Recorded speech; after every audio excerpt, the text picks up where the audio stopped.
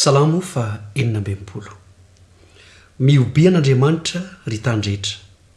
mankalazany voninahitry ny anarany ome voninahitra izy ho fiderana azy lazao amin'andriamanitra hoe endre mahatahotra ny asanao ny fahalehibiazan'ny herinao no ikoizany ny fahavalonao anao ny tandrehetra iankohoka eo anatrehanao ka ankalazanao eny ankalaza ny anaranao izy alleloia nde iaraka hivavaka isika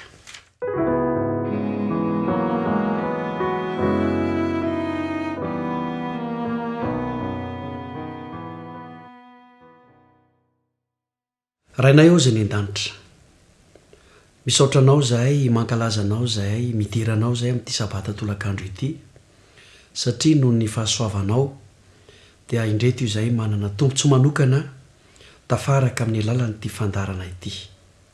raha io ianao any amindra fo amela eloka ka ho tonga fitahiana ao anay mandrakariva izao fotoana izao amin'ny anaran'i Jesosy amen. Amen.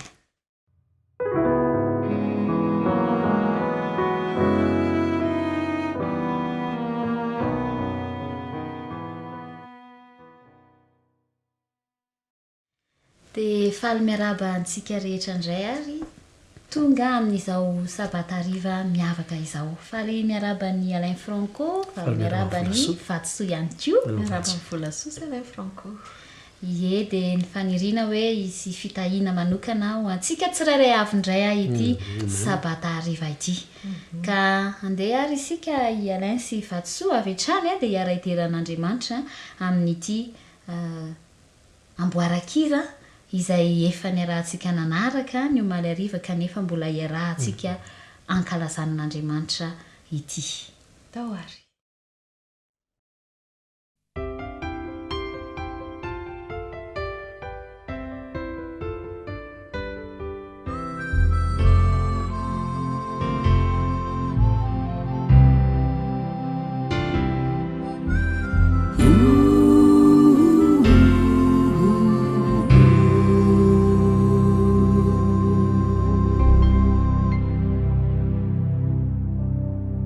Iza no samy laza fa manapasambarana. Iza no samy laza fa tsy mba misy olana. Iaraha mamaky fa tsisy izany raha eto an-tany nizaniza mitadiza.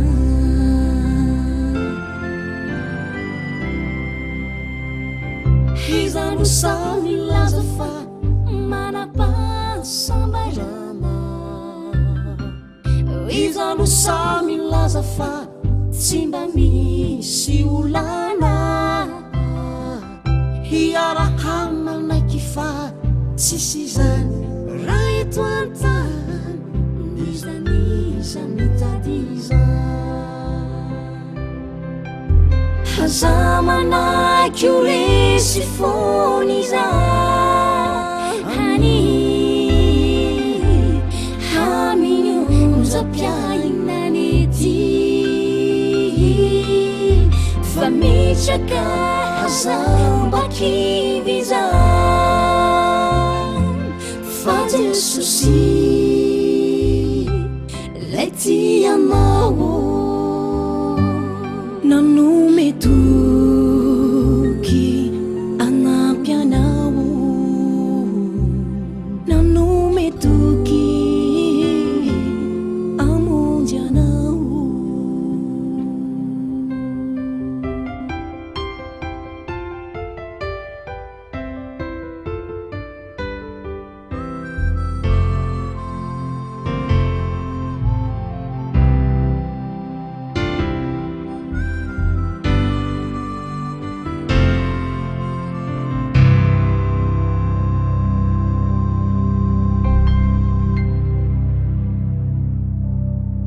Mampitanondrika anao ve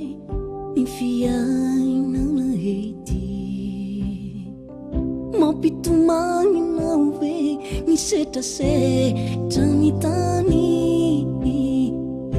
Aza eto miantoraka fa fantatra namapangguraka fabanjinolay dina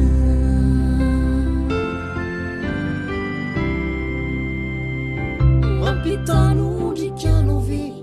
ny fiainana ety mampitomany anao ve ny setrasetra ny tany haza eto miantoraka fafatra na mampangoraka fampanjinolay edema haza manaky o resy fony za hani haminy onjam-piainany ety fa mitraka haza makiviza Jesusi lay tianao nanometoky anampy anao nanometoky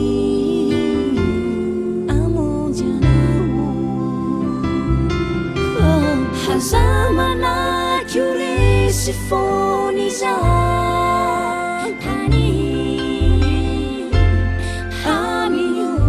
piainany ety fa mitraka haza makiviza fa Jesusi lay tianao nanometoky anampy anao anampy anao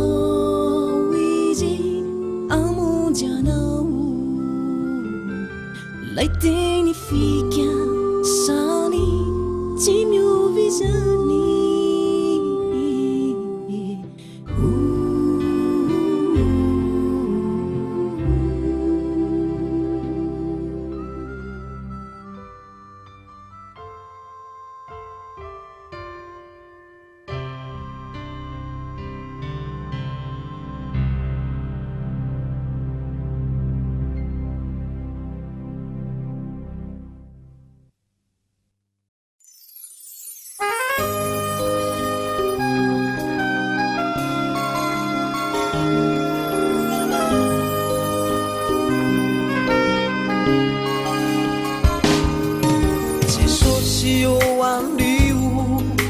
atolotro anao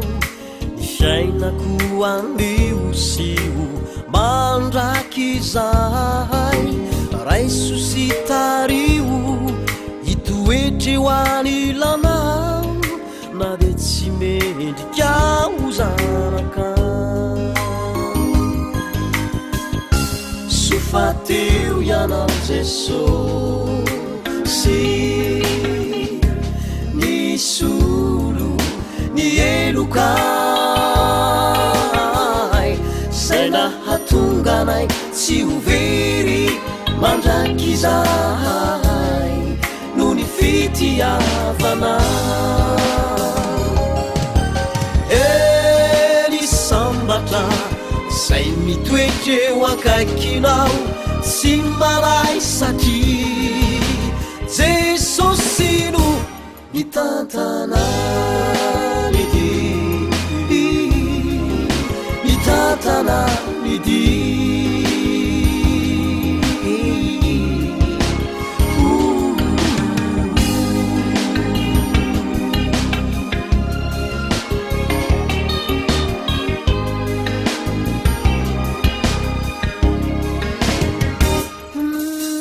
Inuna navalikyo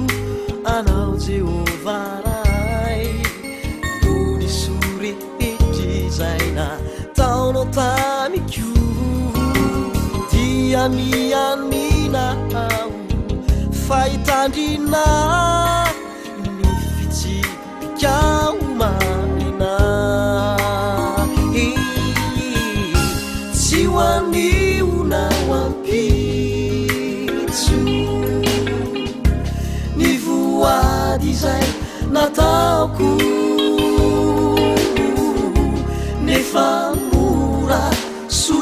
afaka ty zanakao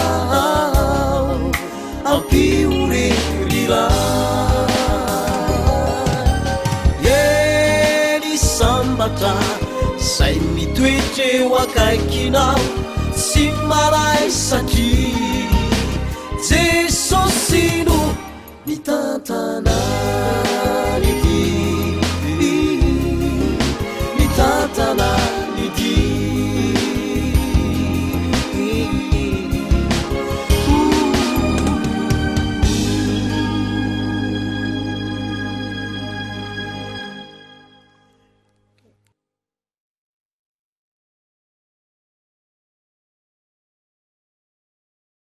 Zayangelay didin'ny Jehova izay manao hoe mba ho iray ihany isika izao ao amin'i Kristy ka hahazo heratra hatrany mandra-piaviny mifankatiava ihany sy olombelonantany avelao ny fianonana iza mahatonga ny olana iray mahisika hitambatro eriray Witani zao tontolo izao fabianany isika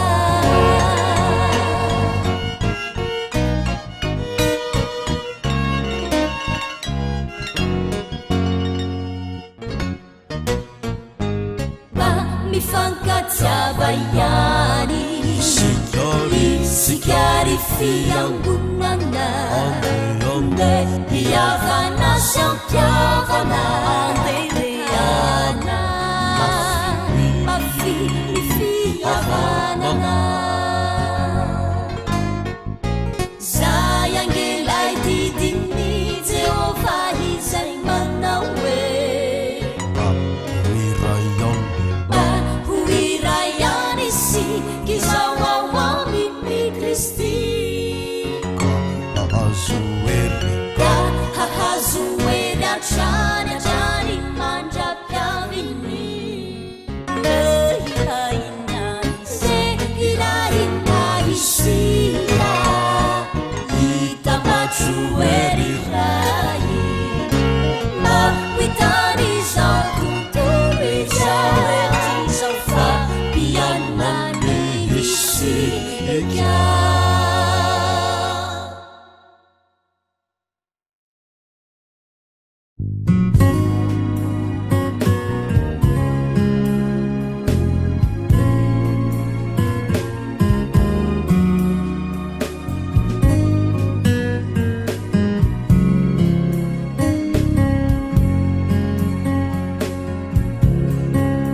Iray tampuzahay no piran'ilay ray Ny feo nilanitra no anarane tinay Iray ainaka nitambatra tsy azonizanizao sara fa piray tampo Teny ray toko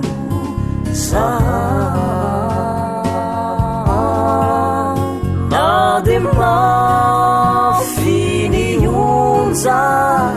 ny tany azami tanondrika na kivy zany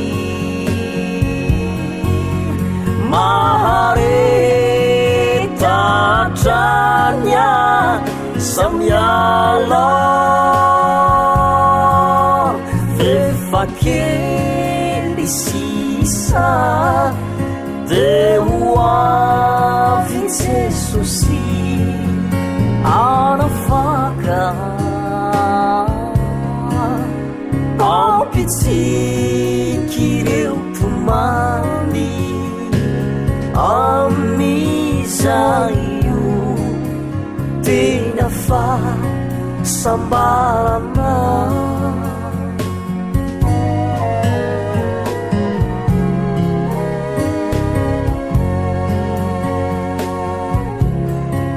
mandalo ny asaro tany fiainana tena mafy ny hiranay natao ampaheriny mijaly ka de niezaka ny arina no ny hira sy ny fivavahana zay lay hiray raha ny feonila itrana made mafy ny onja itany azami tanorika nakivy zany maretantranya samyala fefakely sisa deo avy jesosy anafaka ampisiky ireo tomany amizaio tena fa sambarana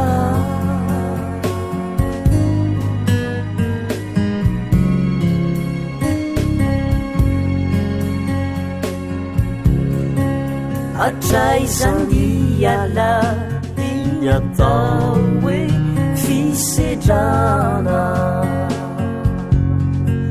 fa mafiloatra reka de milatsy usaka ratoyanao ka tojoolana tsy maintsy misy zay mivahaolana zay mitsoroyany no tafarine toantany made mafy ny oza ny tany azami tanodika nakivy zany maharetatranya samyala fefakely sisa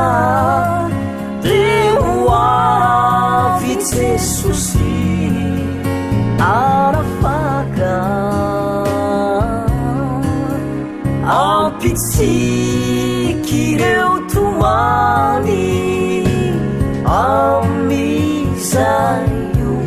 tena fa sambarana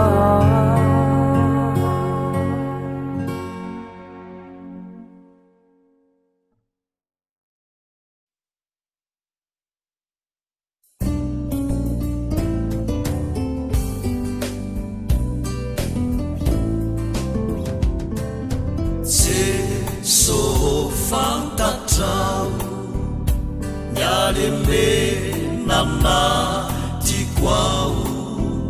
say mande si mandavu diundizailani efamye sakau iarina andru sukanga sofantatrao zay mahanifikasako te anao ny tsara te anao ny soko matetika no lavoa Jesosy ombaony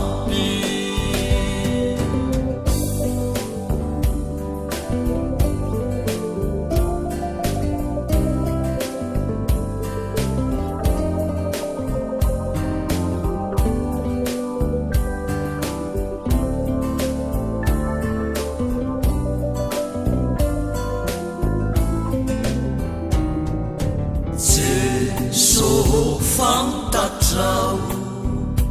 ny mba fitiavakoanao zay mitsy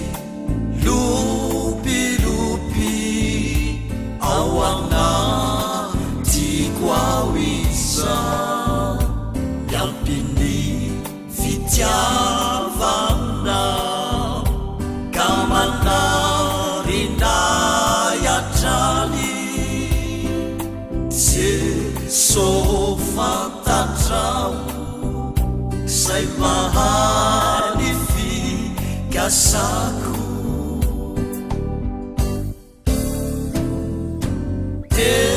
teanao ny tsara teanao ny soko efa matetika no lavoa Jesosy ombaony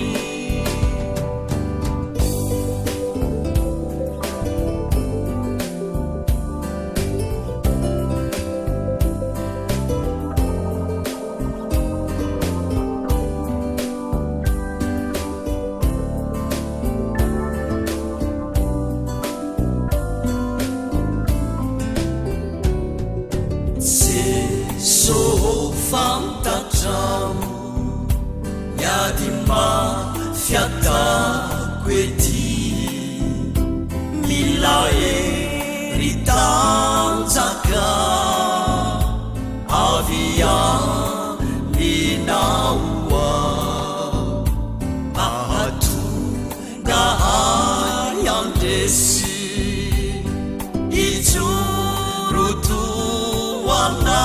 ijorotoanao Jesosy fantatrao zay mahany fikasako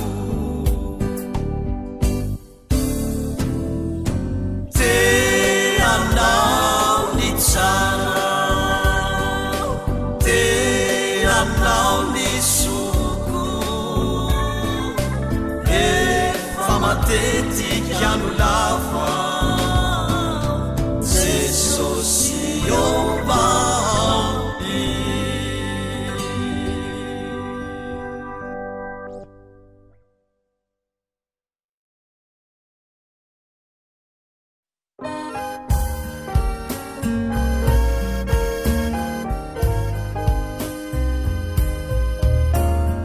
Jesosy ianao ireriany no azoko hatony na ety satria ianao tsy mba mandalo mahafantatra miady mafety fantatro fa ianao ireriany no azoko hatony na ety fara izao tontolo izao faly arombetsy nisy andaja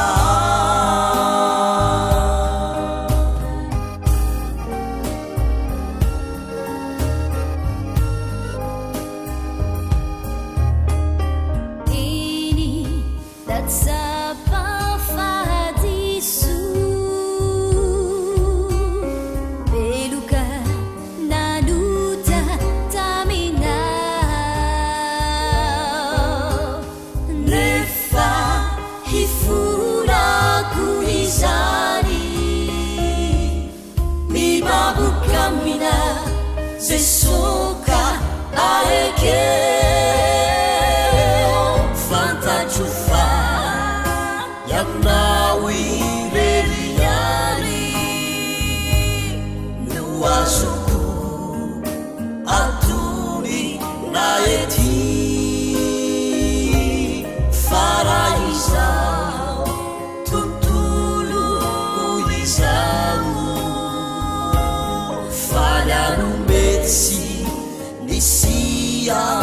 andatsahar fantatro fa ianawi reriany no azoko atory maety farahizao tontolo izao falyanometsy nisy andatsahar falyanometsy fianazy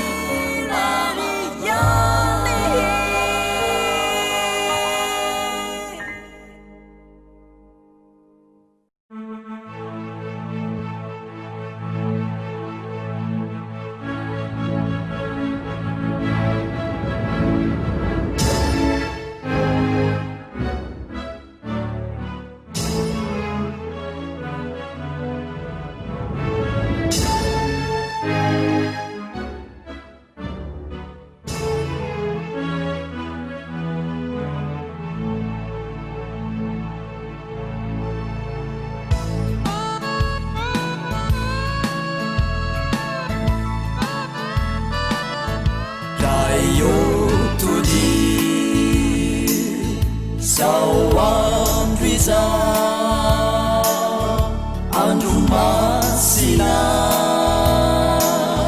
sy miavaka faolono donakambana otokatrano so iadana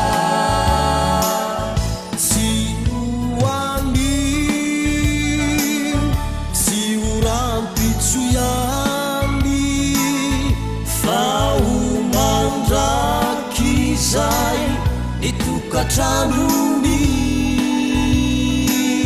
tsy hoanio Jeso tsy horampitsoyany fa homandraky izay ny fitiavany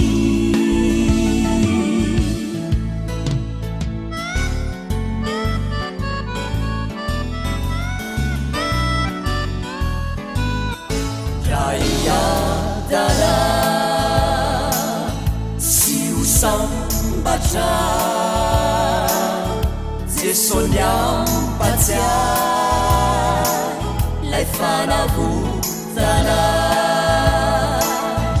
ka hampijo sanatriko vavolombelona titokatranova tsy hoany tsy ho rampitsoyany fa ho mandraky izay nitokatranony tsy hoanio Jeso tsy ho rampitsoyany mandraky izay ny fitiavany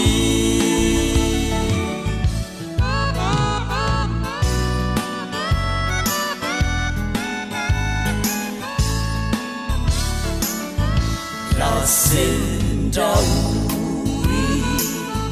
sanatrita eo ianao rira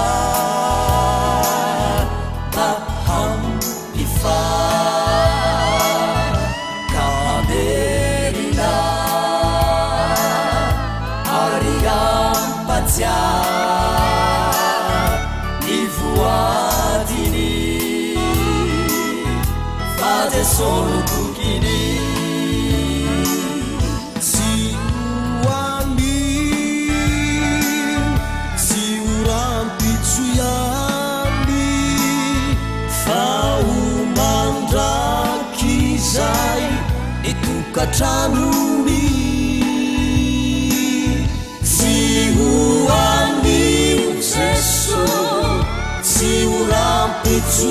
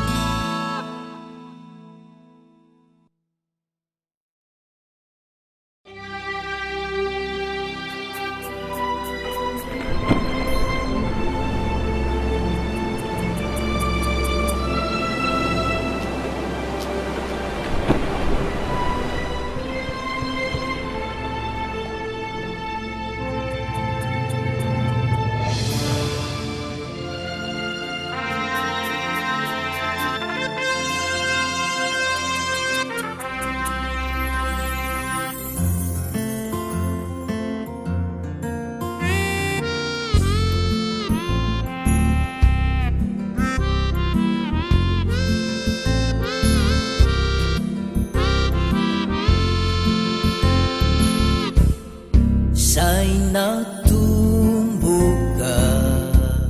misy fiafarana zay rehetra taonao na ratsy na marina oentiny tsarany anao hoavizy andrava tsy oela sisa oaiza isikizao oave efa nosainao zay mba iafarana irako eto ambamara mama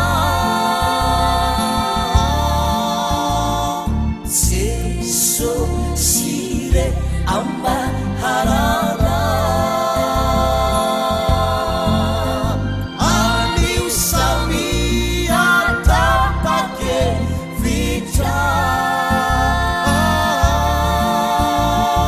sesosi noatao fanantenana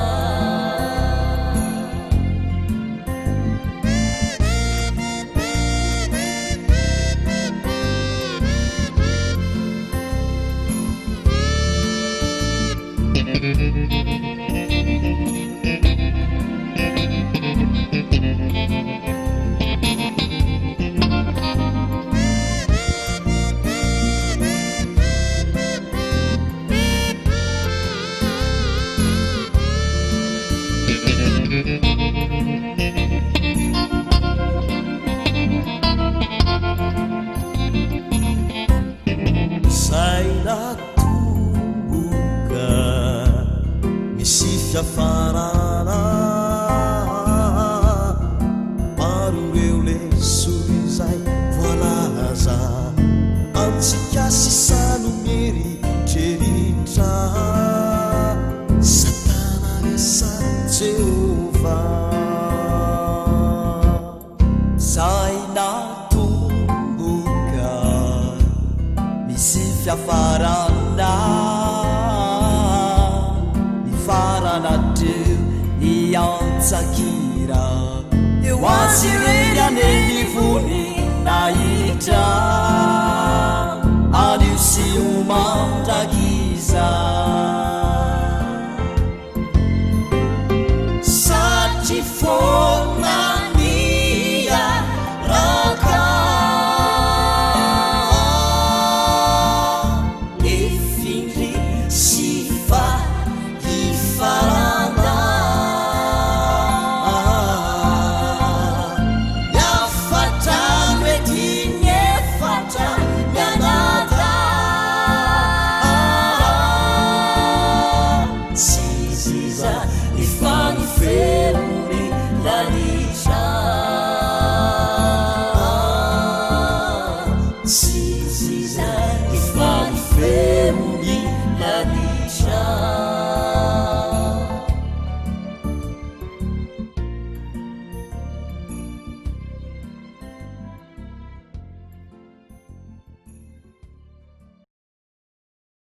indray ary isika no hiariteran'andriamanitra amin'ny alalan'ny hira fahadimy amin'ny telopolo taontsika marisika tsara za mihitsy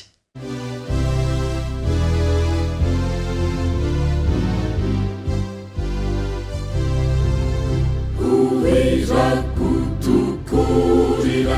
ilay fitimahery fa fitiavanama mamerina ny very ohira ira rifoko ira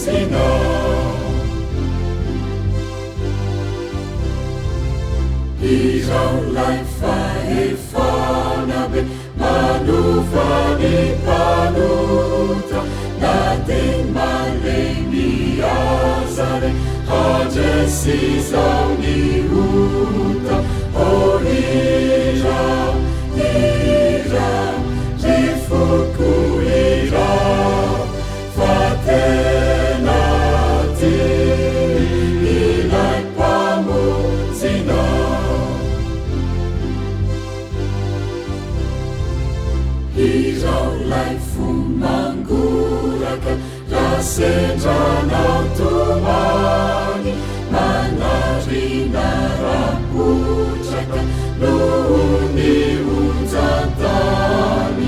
ohira ira rifoko ira fatena ty ilay mpamonjina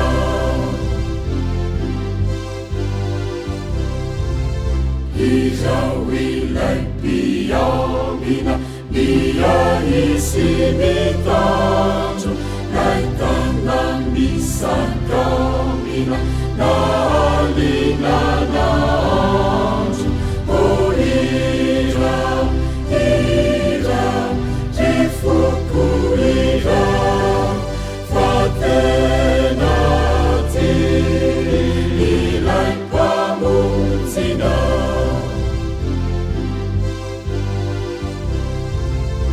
iraiko famaharitra ny fitiavanaora mitaona hoangandanitra onina mandrakiza ohira ira rifoko ira fatena ty ilay mpamonjina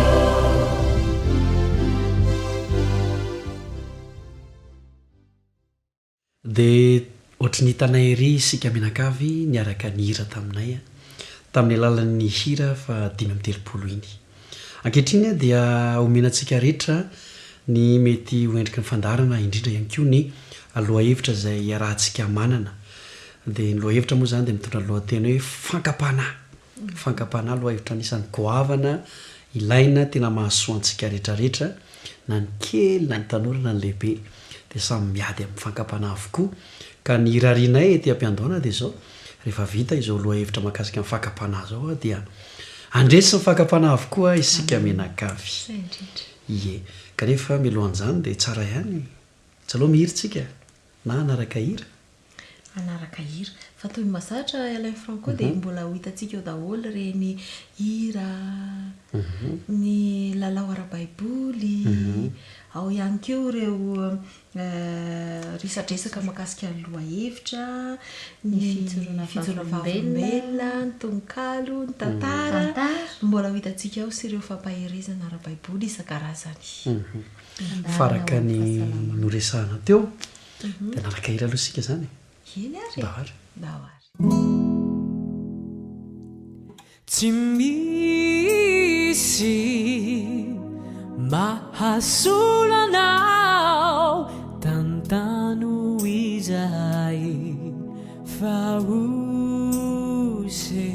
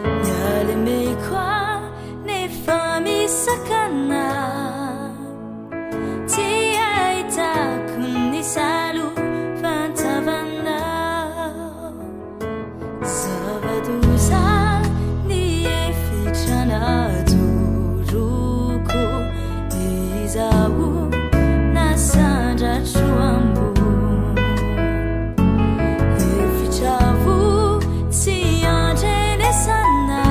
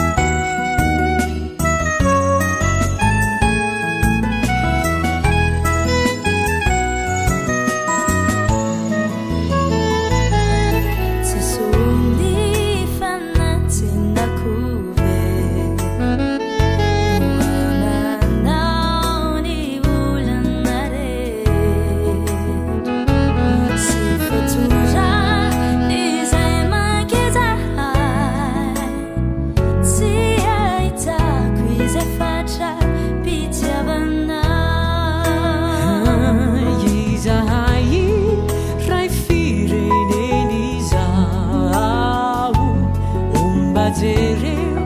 kawaru tianao oputeu izay mampisaraka maribani futeantu rakamina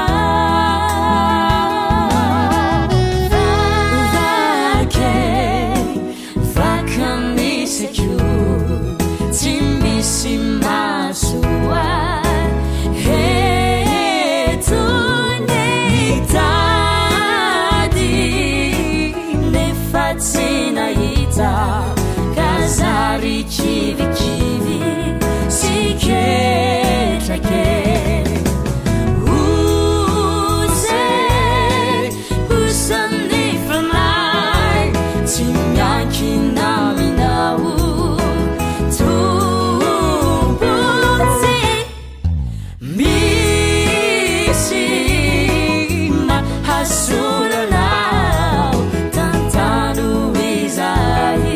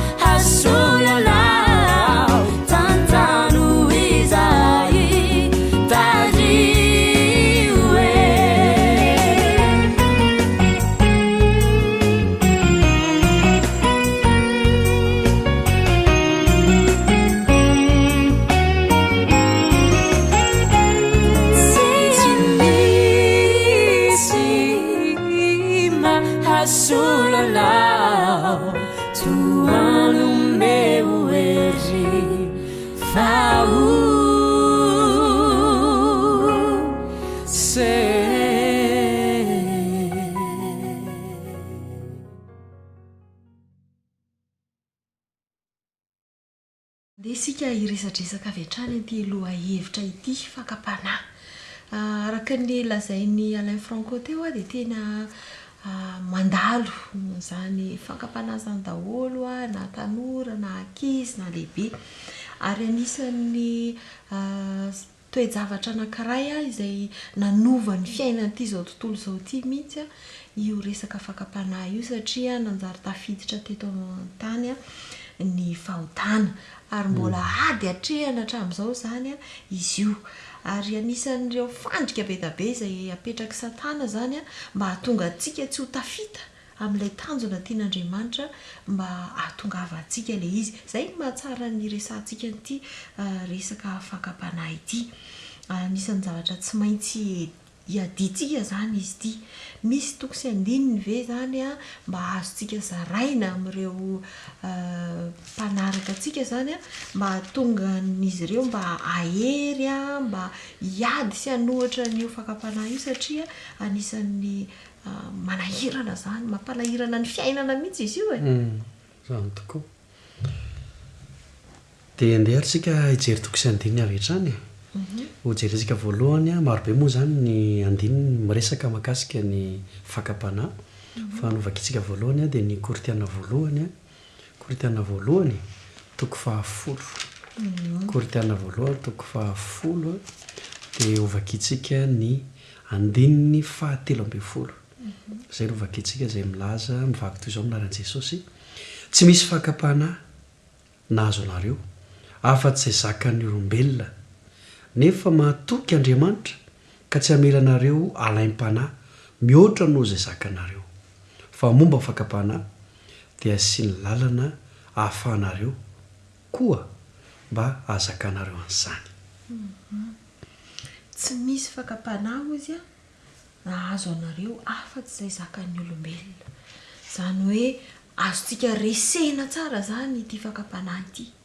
azontsika atao tsara zany no mandresy an'le izy satria eo ambany eo dia lazainy ihany koa hoe fa momba ny fakapanahy izy dia asiny lalana ahafahanareo koa azakanareo izany zany hoe Andriamanitra mihitsy zany a no manampy atsika manisy lalana fa atsika miala fa atsika manohitra sy mazaka nyreny fakapanahy izay afafiny Satana ireny dia ndika izay zany tsy tokony anana fialan-tsiny zany tsika hoe tena tsy zaka iny fa mafy loatra fa tsy maintsy resy ihany e tsy ho zakako mihitsy io fa tsy maintsy ho resiny io tsy tokony anana fialan-tsiny zany tsika raha azoko tsara zany le nambaran'ny tenin'Andriamanitra fa tokony aresitsika raha manana an'Andriamanitra raha miantehitra tanteraka amin'Andriamanitra satria izy mihitsy no anampy sahoana volasoa manahoana ny hevitry volasoa marina mihitsy zany vaty sosialain ary mba anampiana ary ao anatin'izay dia ny tenin'Andriamanitra ihany ny Matio 5:20 Matio 5:20 dia Jesosy ihany koa no manampy an'izay torohevitra omeny antsika izay manao hoe ao Matio 5:20 miareta tory sy mivavay ianareo mba tsy hidiranareo amin'ny fakapanahy fa mety ihany ny fanahy fa nofo no tsy manan-kery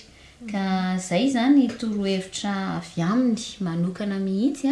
hoe miary tory mivavaka mba hiadiana tsy hidirana amin'ny fakapanahy satria ndraindray tokoa manko mananeritreritra sy alaim-panahy iteny hoe mafy be tokoa zany iny kanefa koa ny soratra masina arak'izay nyvakiana efa miteny fa tsy mampitondra izay tsy zaka tsy mahazo atsika afa-tsy izay zaka ny fakapanahy eto koa zany dia tsara mihitsy tsika mandray lesona hoe tsy hoe ianao kory mafy be na hoe za efa mivavaka efa ela tsy zany zany fa tsy maintsy miary tory ianao dia mivavaka ianao dia mandresy ny fakapanahy ka ianao zany na olona tsotra na mpitondra fivavahana rehefa olombelona ianao dia miady amin'ny fakapanahy avokoa dia izay zany ny torohevitra ao antsika mba hahafahan'Andriamanitra miditra antsehatra manome lalana dia mivavaka isika miary tory mihitsy raha azo atao misy zany karazana fakapanahy tsy resy raha tsy miary tory amin'ny vavaka tsika izay zany lesona angizam-pianankiray ka vakiny volasoa teo miady amin'io avokoa zany sika rehetra tsisy atao hoe ianona matanjaka kokoa na iza no ohatr'izao fa samy miady zany isika tsirairay avy dia mitolona-mbavaka izay le ady mitolona-mbavaka andeha sika ary anaraka an'ity fijoroana vavolombelona ity mahakasika an'izay zavatra izay ihany ao aorianan'izay dia anaraka hira isika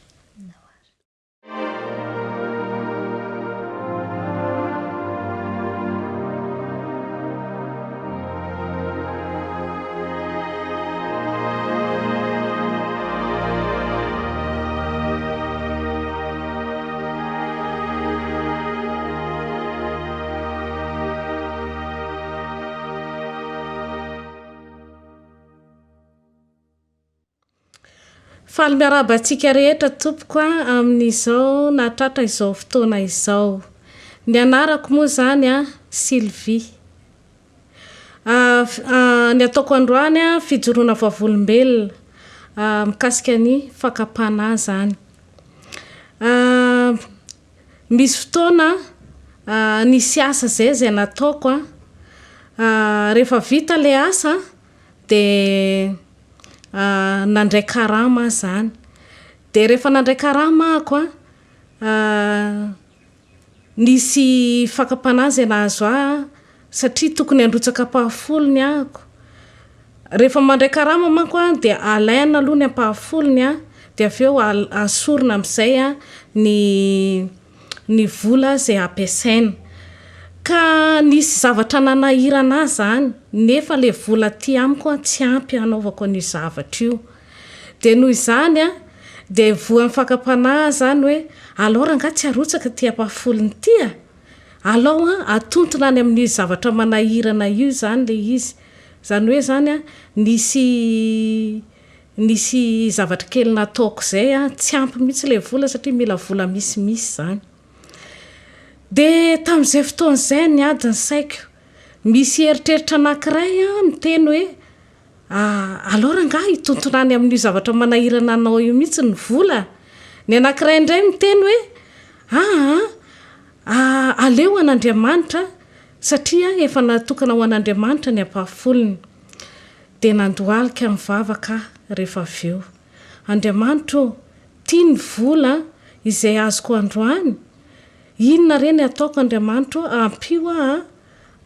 mba tsy ho tafalatsaka amin'ny fakam-panahy dia nitolonam-bavaka rehefa avy eo nisy fanahy mibitsika tao an-tsaiko hoe omeo an'Andriamanitra ny ampahafolony tokony ho an'Andriamanitra dia rehefa avy eo nakavalopina ampahafolony aho dia narotsaka tao ny ampahafolony dia nampiasaiko le vola le ambiny izany fa nitantanan'Andriamanitra le vola fa ampy nampiasaiko tamin'ilay zavatra nanahirana indrindra ny vola rehefa avy eo ny fanentanana nataoko atsika tsirairay avy maro ny zavatra mety hoe fakam-panahy mahazo atsika tsirairay avy dia ny zavatra angatahako amintsika hoe mba atokitsika amin'Andriamanitra mba atonga atsika hanana finoana fa io Andriamanitra io tsy hanary atsika amin'ny zavatsarotra ka metraka ny fiainantsika eo aminy mandrakariva isika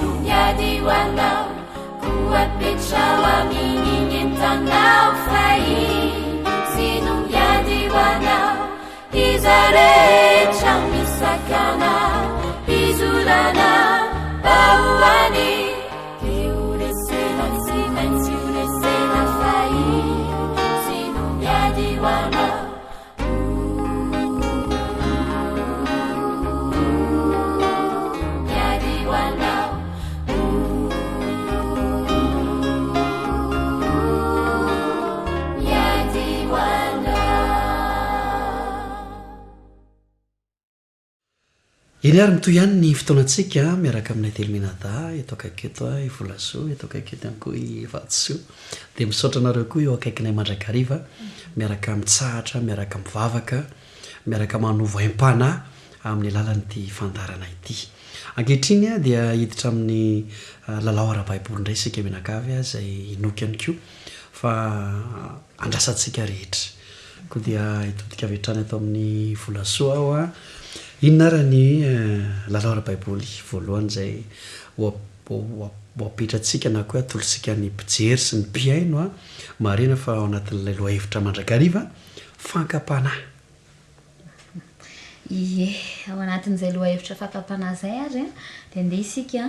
amaly an'reto fanontaniana izay nalaina tao amin'ny baiboly reto a dia makasika an'izay fankapanahy zay ny anjady tamin'ny olona izay ao amin'ny baiboly ao ka ny antaniana zany alain sy vatsoa sy ho atsika rehetra zay efa vonona ny amaly a dia hoe inona ny fankapanahy nahazo dia ho antaniana amintsika hoe iza ilay olona ka ny voalohany indrindra zany a dia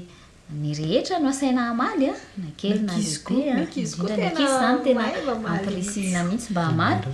ka ny voalohany dia hoe inavy a ireo fankapanahy nataon'ny satana any jesosy inavy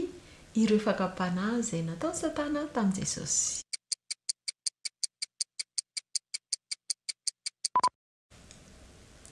valiny avetrany resaka voninahitra ve ny ankizy zao fa na hitsarerita ny tranontany andeha metsika avetrany ny valiny ny voalohany raso aloha inona valiny losa dia mahity vatsoa alohan'ny amaliny volasoa azy mofo ny vato vaina mofo vato vaina mofo vato faharoa misaoty any le mitsambikina avy eny amin'ny tapitrano be fahatelo kosa ny alain ina re fahatelo resaka sakafo efa le voalohany ny sakafo pradiso foana zany manao fananina aleo valiny vatsoa volasoa avetrany ary ny fahatelo a dia nasainy hoe miankohaka resaka fiankofana fiankofana zany lesona lehibe koa io a satria isika miresaka fankapanahy anisan'ny fankapanahy tena ngeza indrindra mbola ataony satana mandraka ankehitriny a ity fiankofany ty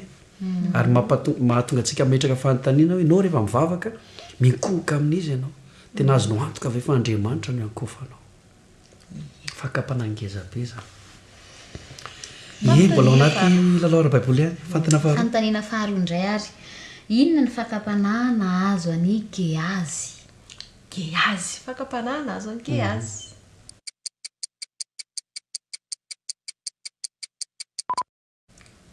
eny ary izy ary moa geazy izy moa geazy tokoa i geazy a dia ilay mpanompon'ny elisa mpaminany iso fa le fankapanahy zao inona le fankapanahy nahazo geazy ary inona ndray zao le fananiana ataony fifaliana alain franco za tsy manao fananiana mihitsy fa mba mezaka mba amin'ny akapoeny fa mba mezaka mba manakatra ihany ina valiny ara hoe resaka arena ny azy nisy fanomezana izay nomeny tamin'ny nanasitrana ny namana mantsy io tantara io dia rehefa sitra ny namana dia namefa mitondra zavatra be da be izy volamena volafotsy fitafy lamba isan-karazany a dia tsy niraisiny elisa le izy dia tsy ritiny le izy dia iny le fankapanahy zany tsy ritiny izy geazy aloha mantsy azavatsara ohatran'izay le zao zao lasa mahita antsika nalaintany le izy dia lasa boka izy fanontaniana fahatelo ary a inona indray a ny fankapanahy nahazo any jodasy ainy ankizy avetrany zay efa namariny ankizy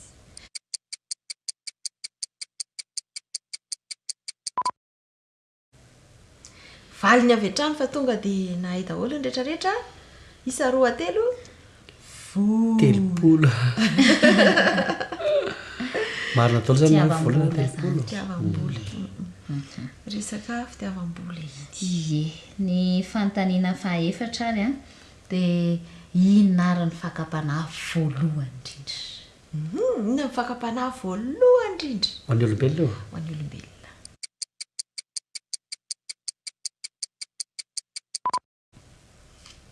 Inona ary le izy? Resakinona re hoe resakinona e? resaka lainga Ity olombelona mantsy mandaingako ie resaka ina le izy rakizy ie zay mihitsy mivalany resaka poara mosa poma mosa sakafo kazy le resaka sakafo le izy ie dia misaotrasika rehetra nandray anjara ireo falim-panontanianareo moa ho an'ilay voalohany zany dia ao anaty toko fa-efatra andiny voalohany ka hatramin'ny fafolo no ahitana azy dia momba ny geazy ao amin'ny mpanjaka voalohany toko fadimy andiny faharoapolo sy varaiky amby roapolo neny jodasy ao anaty toko fahena amby roapolo ary ny fakapanahy voalohany dia ao amin'ny genesisy toko fahatelo andiny fahenina no ahitantsika an'izany. ia makasitraka ny vola soa isika andeha aloha isika narakira indray e. Ie, ndahary.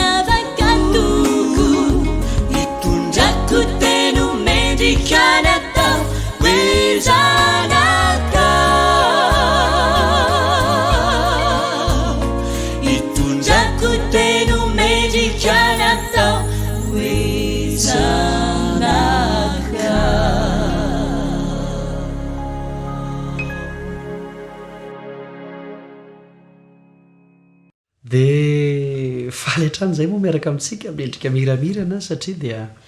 ohatra mandeha dia mandeha tokoa ny fotoana ngery izy miroa any mandeha dia mandeha fotoana efa azo lazaina hoe ao amin'ny fisasahany fandaram-potoana zany zao tsika menakavy dia toizantsika amin'ny lalan'ny lalao ara-baiboly indray zany zao ny fotoanantsika dia anontany hoe aizany baiboly aizany baibolytsika rehetrarehetra zany telefona ihany koa mampitombo fahalalana ny lalao ara-baiboly izay homanina telomena-da mahakasika ny fahasambarana mahakasika ny fakapanaza fanontaniana manaraka ary fanontaniana voalohany ao anatin'ity fizarana lalao ara-baiboly faharoa ity zany fanontaniana voalohany inona mbola ohatran'le teo ihany inona ny fakapanana azo any Jakoba inona ny fakapanana azo any Jakoba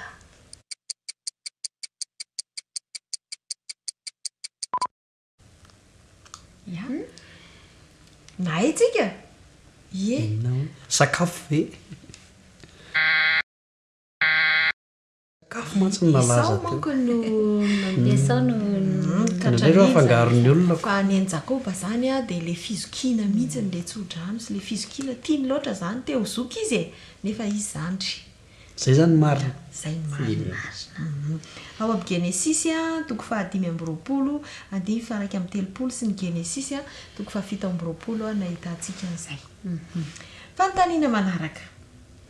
resaka fakapanahitra any inona indray ara ny fakapanana azo any Absaloma inona ny fakapanana azo any Absaloma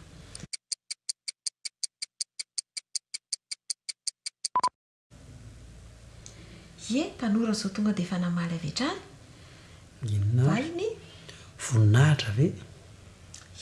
tafiditra izay ny voninahitra sy ny toerana zany le toerana ny fiandrianana fitiavana seza mihitsy zany ay fakapanahy io fitiavana seza io fakapanahy io teana fiadiana toerana moa zany ny tena malaza azy miady toerana fakapanahy mihitsy izy nanongana Davida dadany niezaka ny amono mihitsy ary izy tamin'izay fotoan'izay mpanjaka faharoa toko 5:10 no ahitantsika an'izay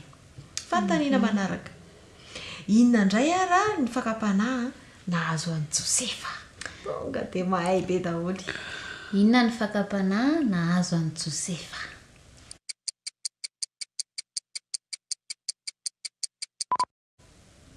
valiny avy hatrany mahay daholo angamba ny Josefa gadra disy tsy fakapanahaka moa zany zay fa nahazo azy ny tanora tonga dia mahay daholo kosa valiny avy hatrany ary vehivavy na ny fitsangatsangana ihany koa zany dia tafiditra ao anatin'izay fa izy nandresy atsilavon'ilay fakapanahy eto zany dia azo ijona vavimbela fa azo resena le izy azo fa tsy resy hoe io tena resy foana raha vao io kanefa ny ao baiboly koa nisy resy nisy resy nefa nilazainy ao anaty baiboly satria mba hoanatra hoe aseho ny baiboly hoe tsy sitrak'Andriamanitra izay izy ary zay izay matadidy Davida fanontaniana farany inona indray ary ny fakapanahy ny velatra teo anoloan'i Mosesy inona ny fakapanahy ny velatra teo anoloan'i Mosesy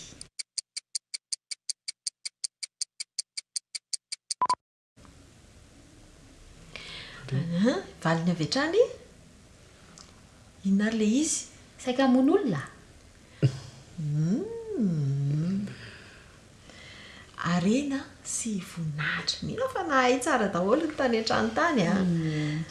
ny Hebreo toko 2:10 sy 5:20 dia nasehony mihitsy hoe nilaviny Mosesy ireo zavatra ireo ny zanaky ny zanaka vavin'ny Farao zany tena voninahitra be mihitsy zany ny arena be any Egypta dia naleo ny fidy ny ho lasa mpiandry-ondry naleo ny fidy ny aran-jaly tamin'ireo zanak'Israely namany anisan'ny fakapanahy daholo reny betsaka karazana fakapanahy izay ataon'ny Satana fa mino fa andresy isika ianao ny Mosesy koa zany zao nandresy izy tamin'izay fa tsy lavon'ilay fakapanahy voninahitra zany ohatra ny verimberina teo misy olona mieritreritra mantsy hoe le fitiavam-boninahitra io tsy fahotana fa eto zany izy dia fakapanahy ary fahotana mihitsy dia tsy misy ohatran'ny hoe fanidretena zany sady zay no mifanohatra zay mihitsy ny fiainany zanak'Andriamanitra zay ka misy fijona vavolombelona kely tianao zaraina zay maranantsika n'ilay lalao ara-baiboly sy ilay loha hevitra indray andro le zany resaka sakafo sy vola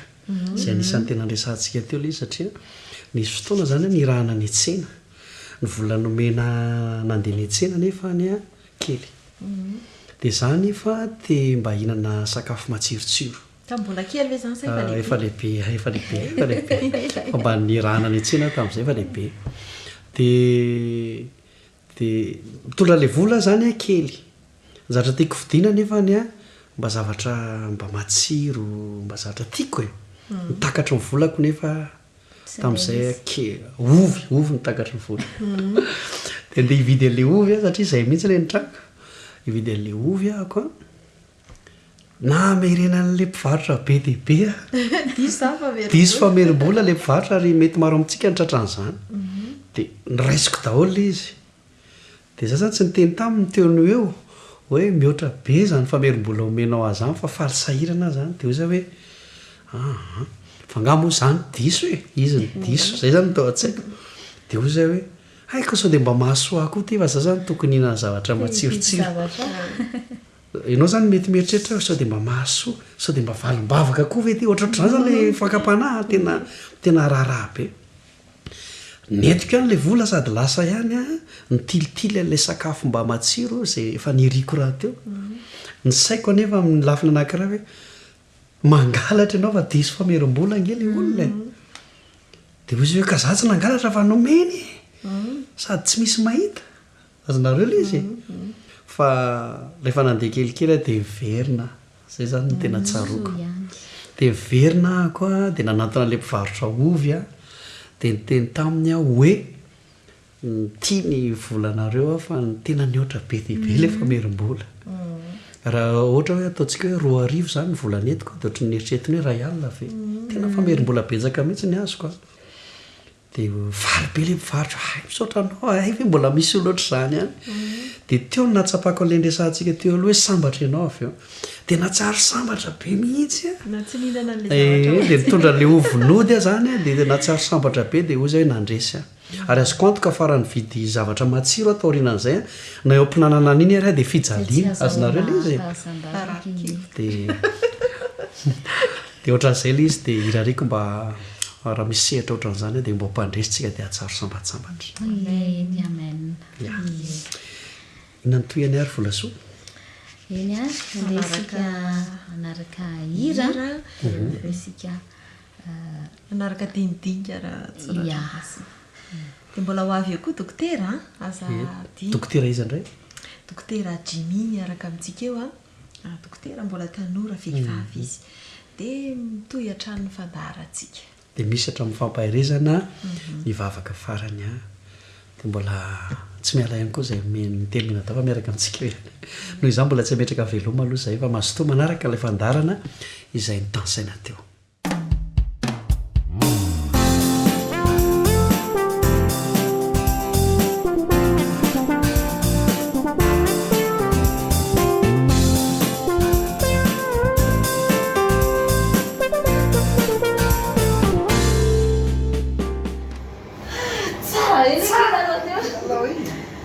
sady manjeraka mampanonja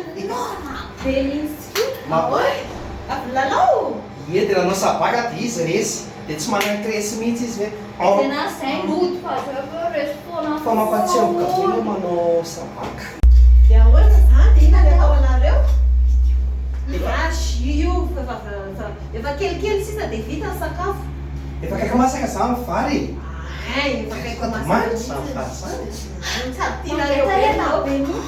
zay ko te sotsirano dia mbola tsy mahazo mihinana sy zany aloha oka aloha efa vita izy io aloha fa iala hinantsika rehefa avy eo zay ndray nareo efa hoe mila mahandro a mbola manao iny fa zay foana le ampianarina anareo mba mbola tsy azo kitikitiana mihitsy zany aloha tsy kitikitiana mihitsy reo aloha fa jerena fotsiny zao so ihany nareo datra efa tonga andeha kely vetivety fotsiny any efa vita daholo sakafotsika andeha amanitra zavatra kely atsy amizareo atsy ambadika fotsiny efa maika be le izy a vetivety fotsiny any Jenny dia vetivety kely fotsiny a tsy mikitikitika nareo a fa isakafotsika rehefa tonga neny tsy mahazo manandranandra mangala-pina zany mangala nanao an'izany fa mahandry tsara Koa le camion iny le camion be le camion manana vato reny lasa zay ela be zay manona fagetahetany vetivety e lasa nato lakozy eto mba manana ho afaharetana zay moa manaiko foanako zay mbola kely be ela be koa mbola tsisy vary tsisy no ketika tsy maninona fa mihinana ny tsy mamy zao jerena ono glasy tonga nanana kely de nanana kely de tsy miteniteny kely fotsiny de nefa eo mangalatry fakapana be fakapana be tonga nanana kely fotsiny a de tsy miteniteny amin'ny mama dimilina voaloko latsy allo dimilina la voaloko na eny jemily ao vadika fa de afabala de ne misotso voaloha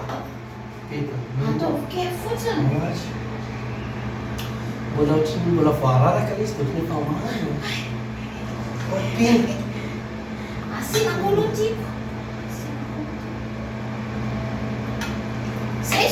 Why? Tovy satsany tovy betsaka kely kokoa ny anazy satria za garçon marina am'izay fa tsy miteniteny a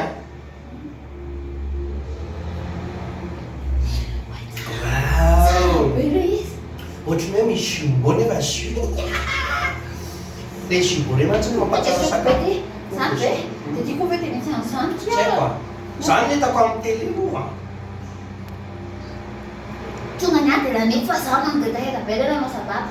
de na lampre mahazy eny a de fantavesa hoe nanatsika mety mbola tsy fantany de hoe izy teo de nena kely fotsy mety tsy fantany io zao mbola fakapana be mihitsy koa le jus androny eny mamapiny pinako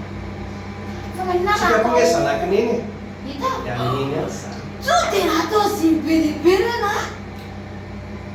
ao pifika eny eny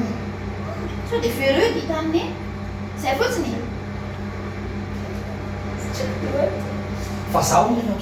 ka no sady aniny iny tsy izy raha vely mpanao voninkazo ka eny kazo koa tsy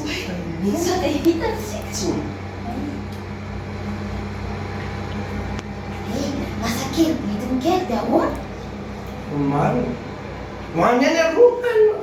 hoany any aloha zura tsy maniny tsara be tsara no ny bombo sucette ohatry le jus any amin'ny gastro reny mihitsy mahay zavatsy iny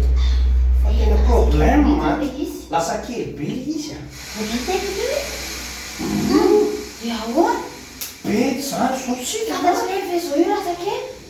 atsika koa ohatrany tsy de nieritreritra mihitsy hoe tonga de lasa kely be tsy afandriny iny na voaloha za faharoa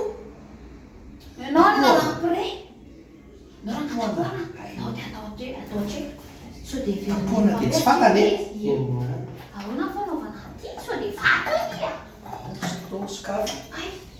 tapoana de tsy fantatsiny iny atraiza izy teo mbola taty ambony be taty alefatsy ako mbola taty le izy so de osy izy neny toko teo io zay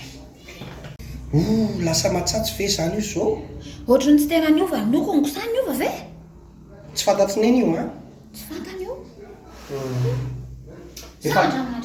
azandambana tsolo loko io rehefa kely be fa sady efa ho avy zay izy neny endry tsara tadaholy amin'ny ankapobeny asa karakara e asa anao tabia de karakara kely masaka angamba le vary fa zay efa tsy mikitikitika amin'izy mihitsy Kitikitiky mihitsy. Indrindra fa ty vaky izy tsy jerevanay mihitsy fa zao zay fohijery. hoe masaka marina le izy Ay, mbola Inambary an'izay zany zao tsika. Inana? Ina laoka? Loaka le tianareo e. Ino zany? Ay, mama izany. Ao manao sakafotsika. Inona fa laoka? zay efa te sotro jus be mihitsy zay Efa sasatana daholy. Mbola vao hisasa? Sasa sasa. Mila misasatana. Eto. Ireo varitsika tsara. Sasa zay rehefa tena ina. Efa mangateta be. Ahoana aloha mena jus e. Magateta be fa tsy tena be Zao. Anapeza miviera tena? nataonay anaprinay tsy ansisiny atsy. Ay, dia zao any nareo tsy nahendry be tsy kitikitika. Io zany endry voaloha. Za plofplofplof izany endry voaloha ity Ede samy endry, samy endry. Ay, dia zao satria nareo sady tia be an'le jus. Sasotra Dia zao hoanareo danery ty. Any Zany. tia anareo danery mahazo sotro zay laninareo day anareo dia laninareo io dia neny koa fa manana neny. Neny zany efa manana manokana. Tsy manina fa satria nareo dany endry be dia andeko anareo ty. Any ty vary nisotronareo daholo io dia zandraso atoroko anareo fa neny koa dia mbola manana e. Neny mbola tsara. Dia tsy manina fa nenareo betsabetsaka. Dia ty zany nenareo dia ao inambary amin'izay. Diaona izy. Ao samy mandray viliany dia ireo tsika ry amin'ny efitra fisakafoanana le izy samy mandray. Dia ty zany juanay. Simantona jus zany Isotro jus ve aloha e. Tsy haiko a. Fa za no manome vilia hoe inambary amin'izay. Nganareo tsy nony e. No zay. Dia omemenina ohatra nina hoe nona dia problème ohatrany tsara kely tavoangana jus amin'iny Fa manala neneneny ty dia nenay le. Ty kely betsaka e. Zay tino vady. Way, iny Jenifa nitady anahy vetivety fa alao aloha za andeha kely. Any io aloha tonga dia minana aloha vary ho avy eo vetivety. Dia jus koa fanay moa zany. Sotro jus anareo da. Miasa kely aloha za. Lasa jus matsatso be zany zao le tsika. oenina be zany tsika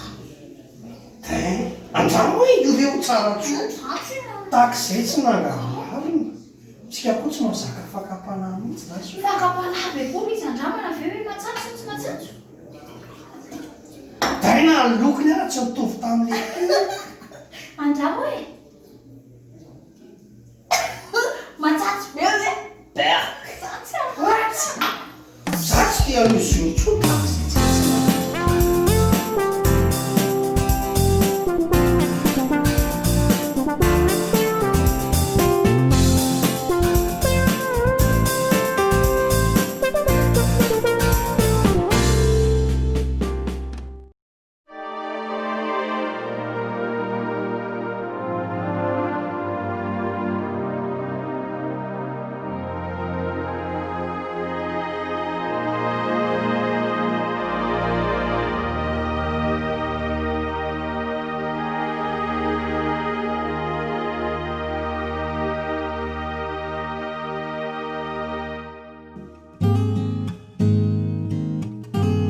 Indro ho resinay tokoa ireo dinga mpianatsarotra izay lalovanay ety mahalavo isan'andro sy mamingana nyity dia tsy ananteny intsony fa angina tsy fo satria vonona izahay indro ho resinay tokoa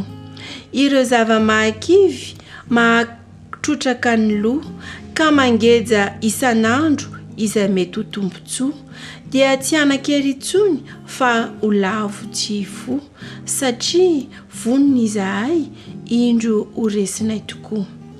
ireo alahelo anaty mila ahavaky fo izay mikiky isan'andro ity vatana efa ho loha dia tsy anakery intsony fa ho rava tsy fo satria vonona izahay indro ho resinay tokoa vonona amin'inona azy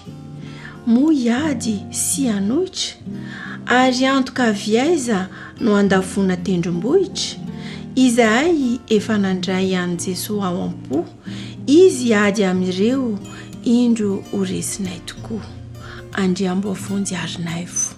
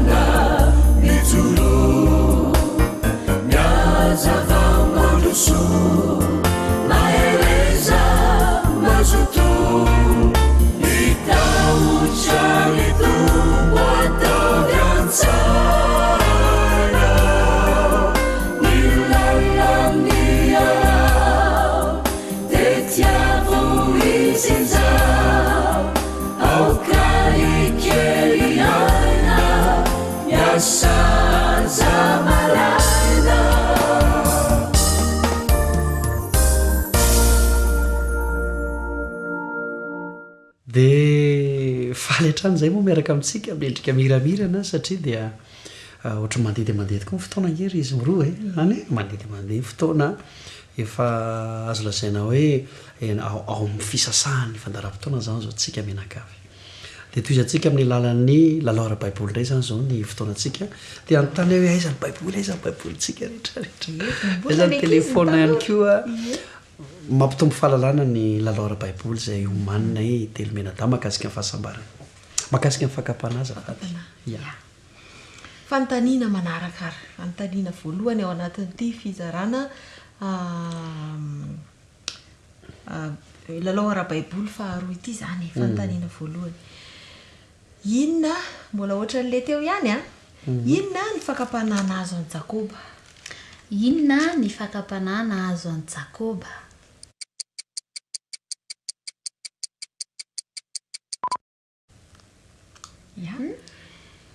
nahay tsika sakafo ve sakafo mantsy ny nalaza teo afangaron'ny olona fa ny an Jakoba zany dia le fizokina mihitsy le tsodrano sy le fizokina tiany loatra zany teo zoky izy nefa izy zandry zay zany marina zay marina ao amin'ny Genesis toko 5:20 andiny faraika amin'ny 30 sy ny Genesis toko 7:20 nahitatsika an'izay fanontaniana manaraka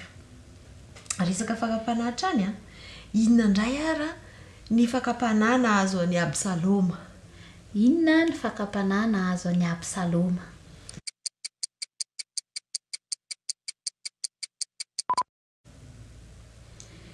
tanora zao tonga dia efa namaly avy hatrany inona valiny voninahitra ve tafiditra izay ny voninahitra sy ny toerana zany le toerana ny fiandrianana fitiavana seza mihitsy zany fakapanahy io fitiavana seza io fakapanahy io teana fiadina toerana moa zany ny tena malaza azy miady toerana fakapanakanjakana mihitsy izy nanongana Davida dadany niezaka ny amono mihitsy ary izy tamin'izay fotoan'izay mpanjaka faharoa toko 5 no ahitantsika an'izay fantaniana manaraka inona indray ara ny fakapanahy nahazo an'i Josefa tonga dia mahay be daholo inona ny fakapanahy nahazo an'i Josefa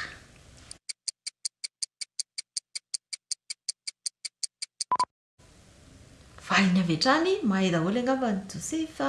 gadra disy tsy fakapanahaka moa zany zay fa nahazo azy ie ny tanora tonga dia mahay daholo kosa valiny avy hatrany ary vehivavy na ny fitsangatsangana ihany koa zany dia tafiditra ao anatin'izay fa izy nandresy atsy lavon'la fakapanahy eto zany dia azo ijona vavolombelona fa azo resena le izy azo fa tsy hoe io tena resy foana raha vao io kanefa ny ao baiboly koa nisy resy nisy resy nefa nilazainy ao anaty baiboly satria mba hoanatra hoe aseho ny baiboly hoe tsy sitrak'Andriamanitra izay izy ary zay izay matadidy Davida fantaniana farany inona indray ary ny fakapanahy ny velatra teo anoloan'ny Mosesy inona ny fakapanahy ny velatra teo anoloan'ny Mosesy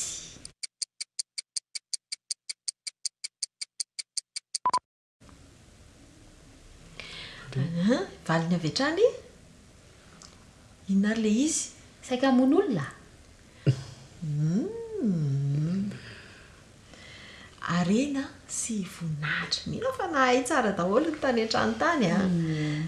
ny Hebreo toko 12 fa 4 sy 5 dia nasehony mihitsy hoe ny laviny Mosesy ireo zavatra ireo ny zanaky ny zanaka vaviny Farao zany tena voninahitra be mihitsy zany ny arena be any Egypta dia naleo ny fidy ny ho lasa mpiandry-ondry naleo ny fidy ny aran-jaly tamin'ireo zanak'Israely namany anisan'ny fakapanahy daholo reny betsaka karazana fakapanahy izay ataon'ny Satana fa mino fa andresy isika ianao ny Mosesy koa zany zao nandresy izy tamin'izay fa tsy lavon'la fakapanahy voninahitra zany ohatra ny verimberina teo misy olona mieritreritra mantsy hoe le fitiavam-boninahitra io tsy fahotana fa eto zany izy dia fakapanahy ary fahotana mihitsy dia tsy misy ohatran'ny hoe fanidretena zany sady zay no mifanohatra amin'izay mihitsy ny fiainany zanak'Andriamanitra zay ka misy fijona vavolombelona kely tianao zaraina zay marana antsika n'ilay lalora baiboly sy ilay lohahevitra indray andro le zany resaka sakafo sy vola zay anisan'ny tena andresantsika teo le satria nisy fotoana zany ny rahana ny tsena ny vola nomena nandeha ny tsena nefa ny kely dia zany fa dia mba hihinana sakafo matsirotsiro mbola kely ve zany efa lehibe fa mba nirahana ny tsena tamin'izay efa lehibe dia mitondra le vola zany kely zavatra tiako vidiana nefa ny mba zavatra mba matsiro mba zavatra tiako nitakatra ny volako nefa tamin'izay ovy nitakatra ny vola dia ndeha hividy an'le ovy satria izay mihitsy le nitraka hividy an'le ovy ahako na meirena n'le mpivarotra be dia be diso fa merim-bola le mpivarotra ary mety maro amintsika nitratran'izany dia niraisiko daholo le izy dia za zany tsy niteny taminy teony eo hoe mihoatra be zany fa merim-bola omenao azany fa faly sahirana zany dia oza hoe fa nga moa zany diso izy ny diso zay zany tao an-tsaiko dia oza hoe haiko sao dia mba mahasoa koa ty fa za zany tokony hihinana zavatra matsirotsiro ianao zany mety mieritreritra sao dia mba mahasoa sao dia mba valim-bavaka koa ve ty ohatraohatrazany zany le fakapanahy tena raharaha be netiko ihany le vola sady lasa ihany ny tilitily an'lay sakafo mba matsiro zay efa niriko raha teo ny saiko anefa amin'ny lafina anankiray hoe mangalatra ianao fa diso fa merim-bola angely olona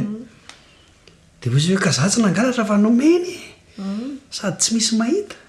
azonareo le izy fa rehefa nandeha kelikely dia miverina zay zany ny tena tsaroko dia miverina koa dia nanatona le mpivarotra ovy dia nyteny taminy aho hoe tia ny volanareo a fa tena ny oatra be dibe le famerim-bola raha ohatra hoe ataontsika hoe 2 arivo zany ny volanetiko dia ohatry ny eritreretiny hoe ray alina ve tena famerim-bola betsaka mihitsy ny azoko a dia vary be le mivarotra ay misaotra anao ay ve mbola misy oloatra zany any dia teo ny natsapako an'ilay ndrasantsika teo aloha hoe sambatra ianao avy eo dia natsary sambatra be mihitsy dia nitondra le ovonody a zany a dia natsary sambatra be dia ozy hoe nandresy a ary azoko antoka farany vidy zavatra matsiro ataorinan'izay a na eo ampinanana an'iny ary a dia fijaliana azonareo le izy dia ohatran'izay le izy dia irariko mba raha misy sehatra ohatran'izany dia mba mpandresitsika dia atsaro sambatsambatra inona nytoyany ary volasoa eny a resika anaraka hira resika anaraka dinidinga raha tsoratrasy dia mbola ho avy eo koa dokotera aza dokotera izy andray dokotera Jimmy miaraka amintsika eo a dokotera mbola tanora vehivavy izy dia mitohy hatramin'ny fandaharantsika dia misy hatramin'ny fampahirezana mivavaka farany a dia mbola tsy miala ihany koa izay mitelomina dafa miaraka amintsika eo noho izany mbola tsy ametraka veloma aloha izay fa mazotoa manaraka ilay fandarana izay nitansaina teo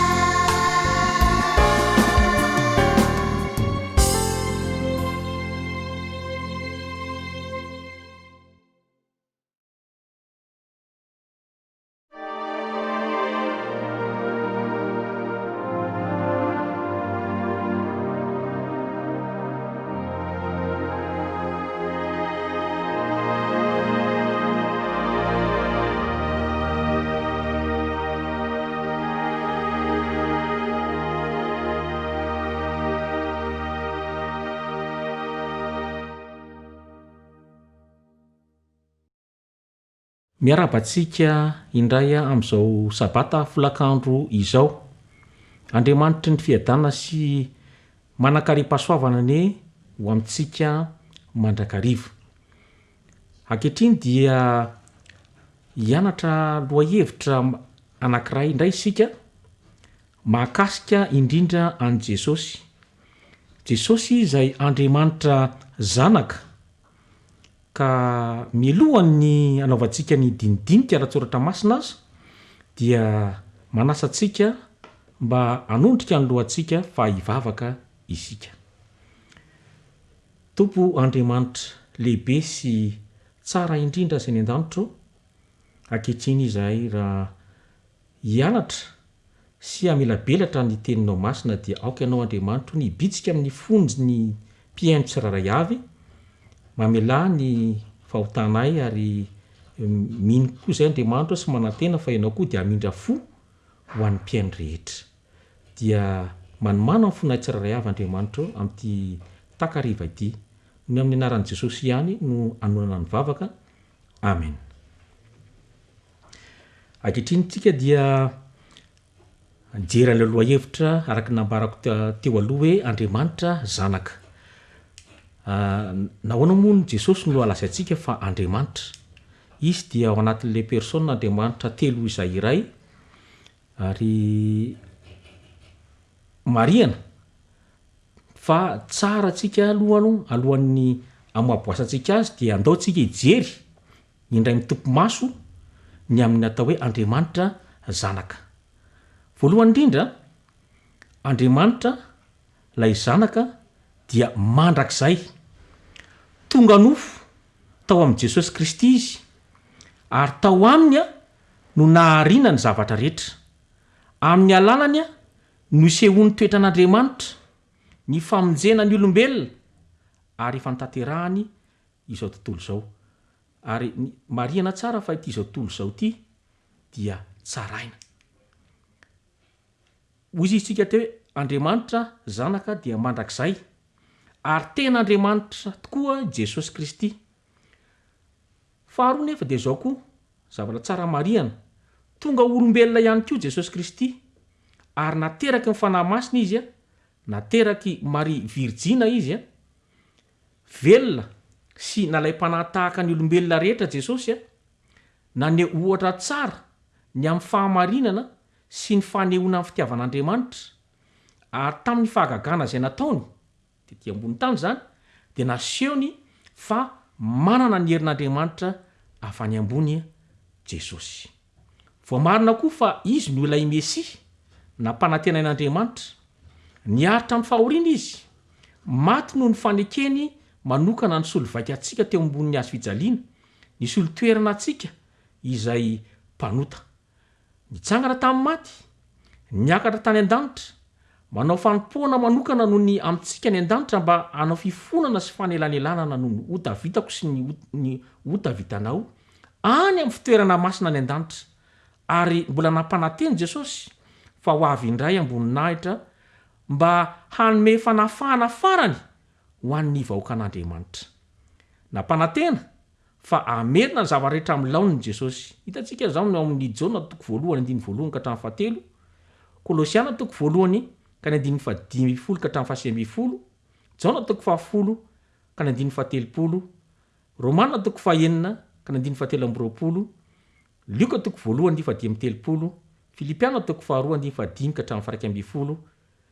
Jaona 1:4 ka hatramin'ny 7. Kanefa ireo toko sy andinina izay nitansako ireo dia andeha jerentsika tsiraray aminatin'izao famelabelarana fohy izay iarahantsika mianatra izao. Voalohany indrindra aloha ny andeha jerentsika ny Andriamanitra an Jesosy Kristy. Inona tokoa moa ireo pirofo voambara ao amin'ny soratra masina fa tena Andriamanitra tokoa Jesosy. Hitantsika amin'ny Hebreo 1:1 ka ny 7, fa tena napetraka amin'ny mahamendrika-aja sy niverina tanteraka amin'ny asan'ny fahafinoan'Andriamanitra azy Jesosy. Mihoatra noho ny mpandresy ary izy rehefa niverina avy tany an-danitra indray, izany hoe rehefa avy nanao asa fisoloana tety ambonin'ny tany izy, maty, nitsangana indray dia niverina tany an-danitra. Dia tsy vitan'izay fa ny lanitra manontolo, ny pon'ny lanitra manontolo dia nanaiky azy ary niverina tanteraka amin'ny asan'ny fahafinoan'Andriamanitra azy Jesosy tamin'io fotoana io. Izy jesosy zany dia mihoatra lavitra noho ny fisandratana izay natao azy tany aloha rehefa tavaverina indray tany an-danitra dia nidera azy avokoa tamin'ny nataony ho any taranak'olombelona ny voary rehetra tany an-danitra tsy olona nandray ny mahamahandriamanitra ho valosoa mba niena amin'ny maha-olombelona lavorara akory jesosy tsia efa nisy atr'izay jesosy talohan'ny naterahany tety ambonin'ny tany ho hitantsika ny jona toko favalo andiny fahavalo amin'ny dimapolo any fa fony tsy mbola ary i abrahama dia efa nisy jesosy zany hoe efa tany aloha zany dia efa nisy jesosy raha mijery sika ao amin'ny jona toko fafitambifolo ka ny andininy fahadimy ny fangatahany tamin'ray dia zao ny lazainy hoe ankehitriny ray eo omeo ahy eo anatrehanao ny voninahitra zay efa nananako tao aminao talohany ny sino zao tontolo zao zay ny tena ambarany amin'ny bibla français courant moa zay teny zay hitantsika tao amin'ny jona toko fafitambifolo andininy fahadimy ny anjely mpanambara naterahany zany hoe ny anjely gabriel zany dia nanambarany reniny hoe ho Immanuela nampanantenaina hitantsika amin'ny Isaia toko fa 7:7 zany hoe amintsika Andriamanitra miaraka amintsika Andriamanitra amafisy moa zany ao amin'ny filazantsara ny Matthieu toko 1 ka ny andininy 7:20 manao hoe vakitsika amin'ny anaran'i Jesosy rehefa hitantsika indro virjina hitoejaza ka hiteraka zazalahy ary ny anarana ataon'ny olona hoe Immanuel zany hoe raha adika amintsika Andriamanitra araka ny nambarany mpaminany Isaia ny anaran'i Jesosy hoe Andriamanitra mahery ray ny mandrakizay zanaky ny mpanjaka ny fiadanana zany zany dia anarana ny etsona any Jesosy efa ambara zany eto fa Andriamanitra mahery Jesosy ambara eto fa ray ny mandrakizay Jesosy ambara eto fa zanaky ny mpanjaka ny fiadanana Jesosy zany hoe profo zany fa Andriamanitra Jesosy ny faminanian'ny testamenta taloha dia ambarany eo fa Jehova dia azo ampiarina amin'ny Jesosy lay mpitondra teny mpitondra hafatra ao Malaki toko 7:1 zay tsy maintsy manomana ny lalan'ny Jehova hitantsika amin'ny Isaia toko 7:7 dia Jona mpona batisa koa dia mbola nambaran'izay nanomana ny lalan'ny Jehova izy zany hoe lalan'ny Jesosy zany satria hoy isika teo hoe azo ampiarina amin'ny Jesosy Jehova zay nanomana lalana ho an'i Jesosy Jona mpona batisa ao Marka toko 1 ny andininy 1 ka hatramin'ny 4 rehefa hitan'ny mpaminany Isaia fa Andriamanitra dia nipetraka teo ambonin'ny seza fiandianana avo sady manerinerina eritrereto hoe ny mpaminany ny bokin'ny Isaia dia efa nisoratana 700 taona talohan'ny naterahan'i Jesosy kanefa efa hitan'ny mpaminany Isaia zay hoe Andriamanitra ozy izy zany hoe Jesosy dia nipetraka teo ambony seza fiandianana avo sady manerinerina ary mbola toizany eo amin'ny Isaia toko 1:1 ka hatramin'ny 7 dia lazainy eo amin'le tapany farany hoe ary neban'akanjo misy izy na feno ny tempoly zany hoe ny olona zany hoe petraka amin'ny maha-Andriamanitra azy Jesosy ao ambony ny seza fiandianana satria eritrereto hoe nebateban'akanjo na feno ny tempoly nipetraka teo ambony seza fiandianana avo sady manerinerina zay ny fizarana voalohany nde tsika jery amin'ny fizarana fahalondray hoe Jesosy koa dia tena olombelona mikoa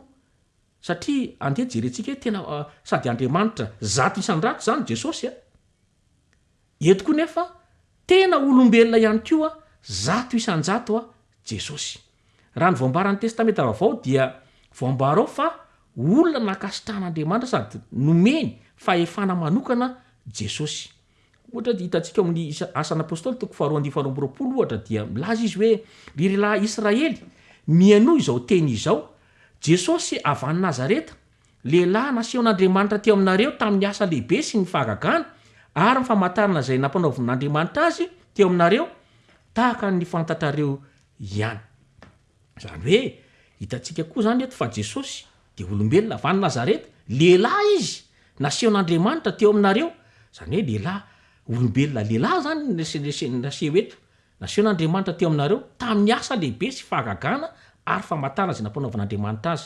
Ahoana moa nambarantsika fa tena olombelona zato santa tokoa Jesosy? Fantatra ihany koa fa tetiarany koa, zany hoe ny firazanany. Hoe raha mijerytsika ohatra ao amin'ny filazantsara Matteo 1:1 de lazainy hoe ny filazanany ra zany Jesosy Kristy, zanaky Davida,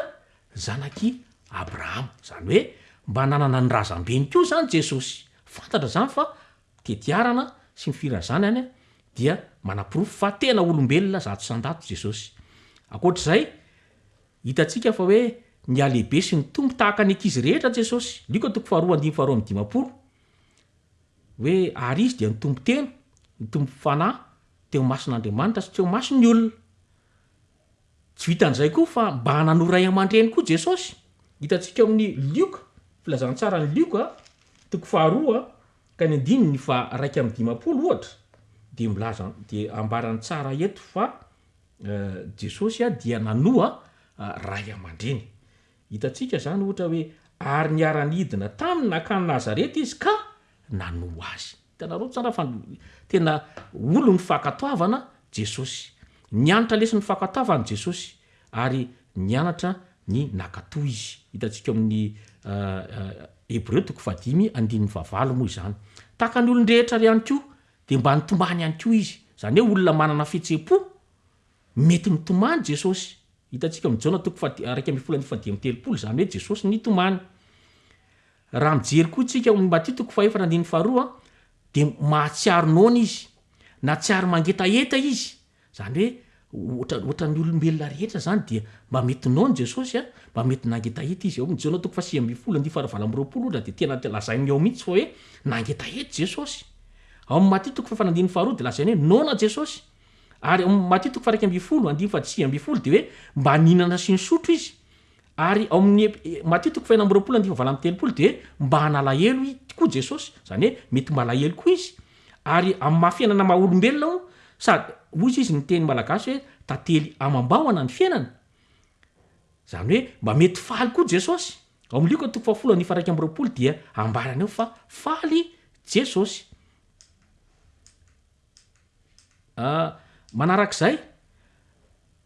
amin'ny maha olombelona any Jesosy Kristy koa de mety tezitra ihany koa izy. Marka 4:15 de lazainy eo tezitra Jesosy.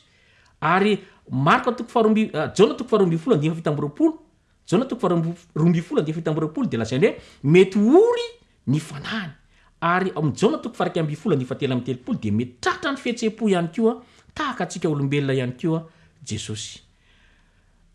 Ty nefa ny zavatra marihana tsara. Olombelona Jesosy hoy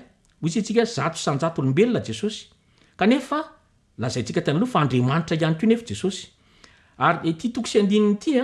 no tena manaitra indrindra. Ao amin'ny Jona 10 ny andininy fa 30 dia zao mihitsy no ambarany amintsika. Jona 10 ka ny andininy fa 30. Lazainy hoe izaho sy ny ray dia iray ihany. Zany hoe rehefa miteny zany hoe Jesosy Andriamanitra de zao mitovy amin'ny ray izy. Zany hoe rehefa niresaka tamin'ny Tomasy koa Jesosy ao amin'ny Jona 15:7 de hoe ianareo ve tsy nahita fa zaho sy ny ray dia iray ihany. Zany hoe Mandriamanitra azy de mitovy amin'ny ray izy. Fa amin'ny maha olombelona azy kosa de niteny izy hoe fa ny ray dia lehibe noho izaho. Hitantsika amin'ny Jona 15:7 zay teny zay amin'ny tapany farany fa ny ray dia lehibe noho izaho. Zany hoe amin'ny maha olombelona azy ndray zany dia lehibe ny ray no Jesosy. Zay zany nambarany eto. Jesosy ilay Mesia. Zay ndray fizarana fahatelo. Ahoana moa zany mandarantsika hoe Jesosy ilay Mesia, Jesosy no Kristy izy. Matteo 4:20 ny teny hoe Kristy dia dika teny avy amin'ny hoe Mesia. Hitantsika amin'ny Jona 1:1-7 zay midika hoe ilay voaositra. Lioka 2:2 ka ny andininy 5:20. Averintsika andeha mandeha hoe Kristy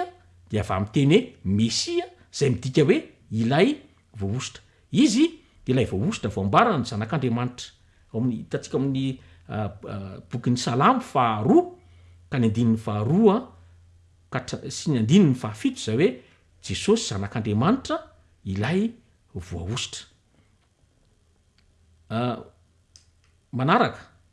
izy no mpisolo toerana antsika, mpamonjy sy mpanavitra antsika.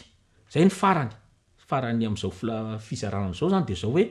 zany hoe izy zany le substitut na mpisolo toerana, mpamonjy sy mpanavitra antsika. Ny rafi-pisorona voalaza amin'ny testamenta taloha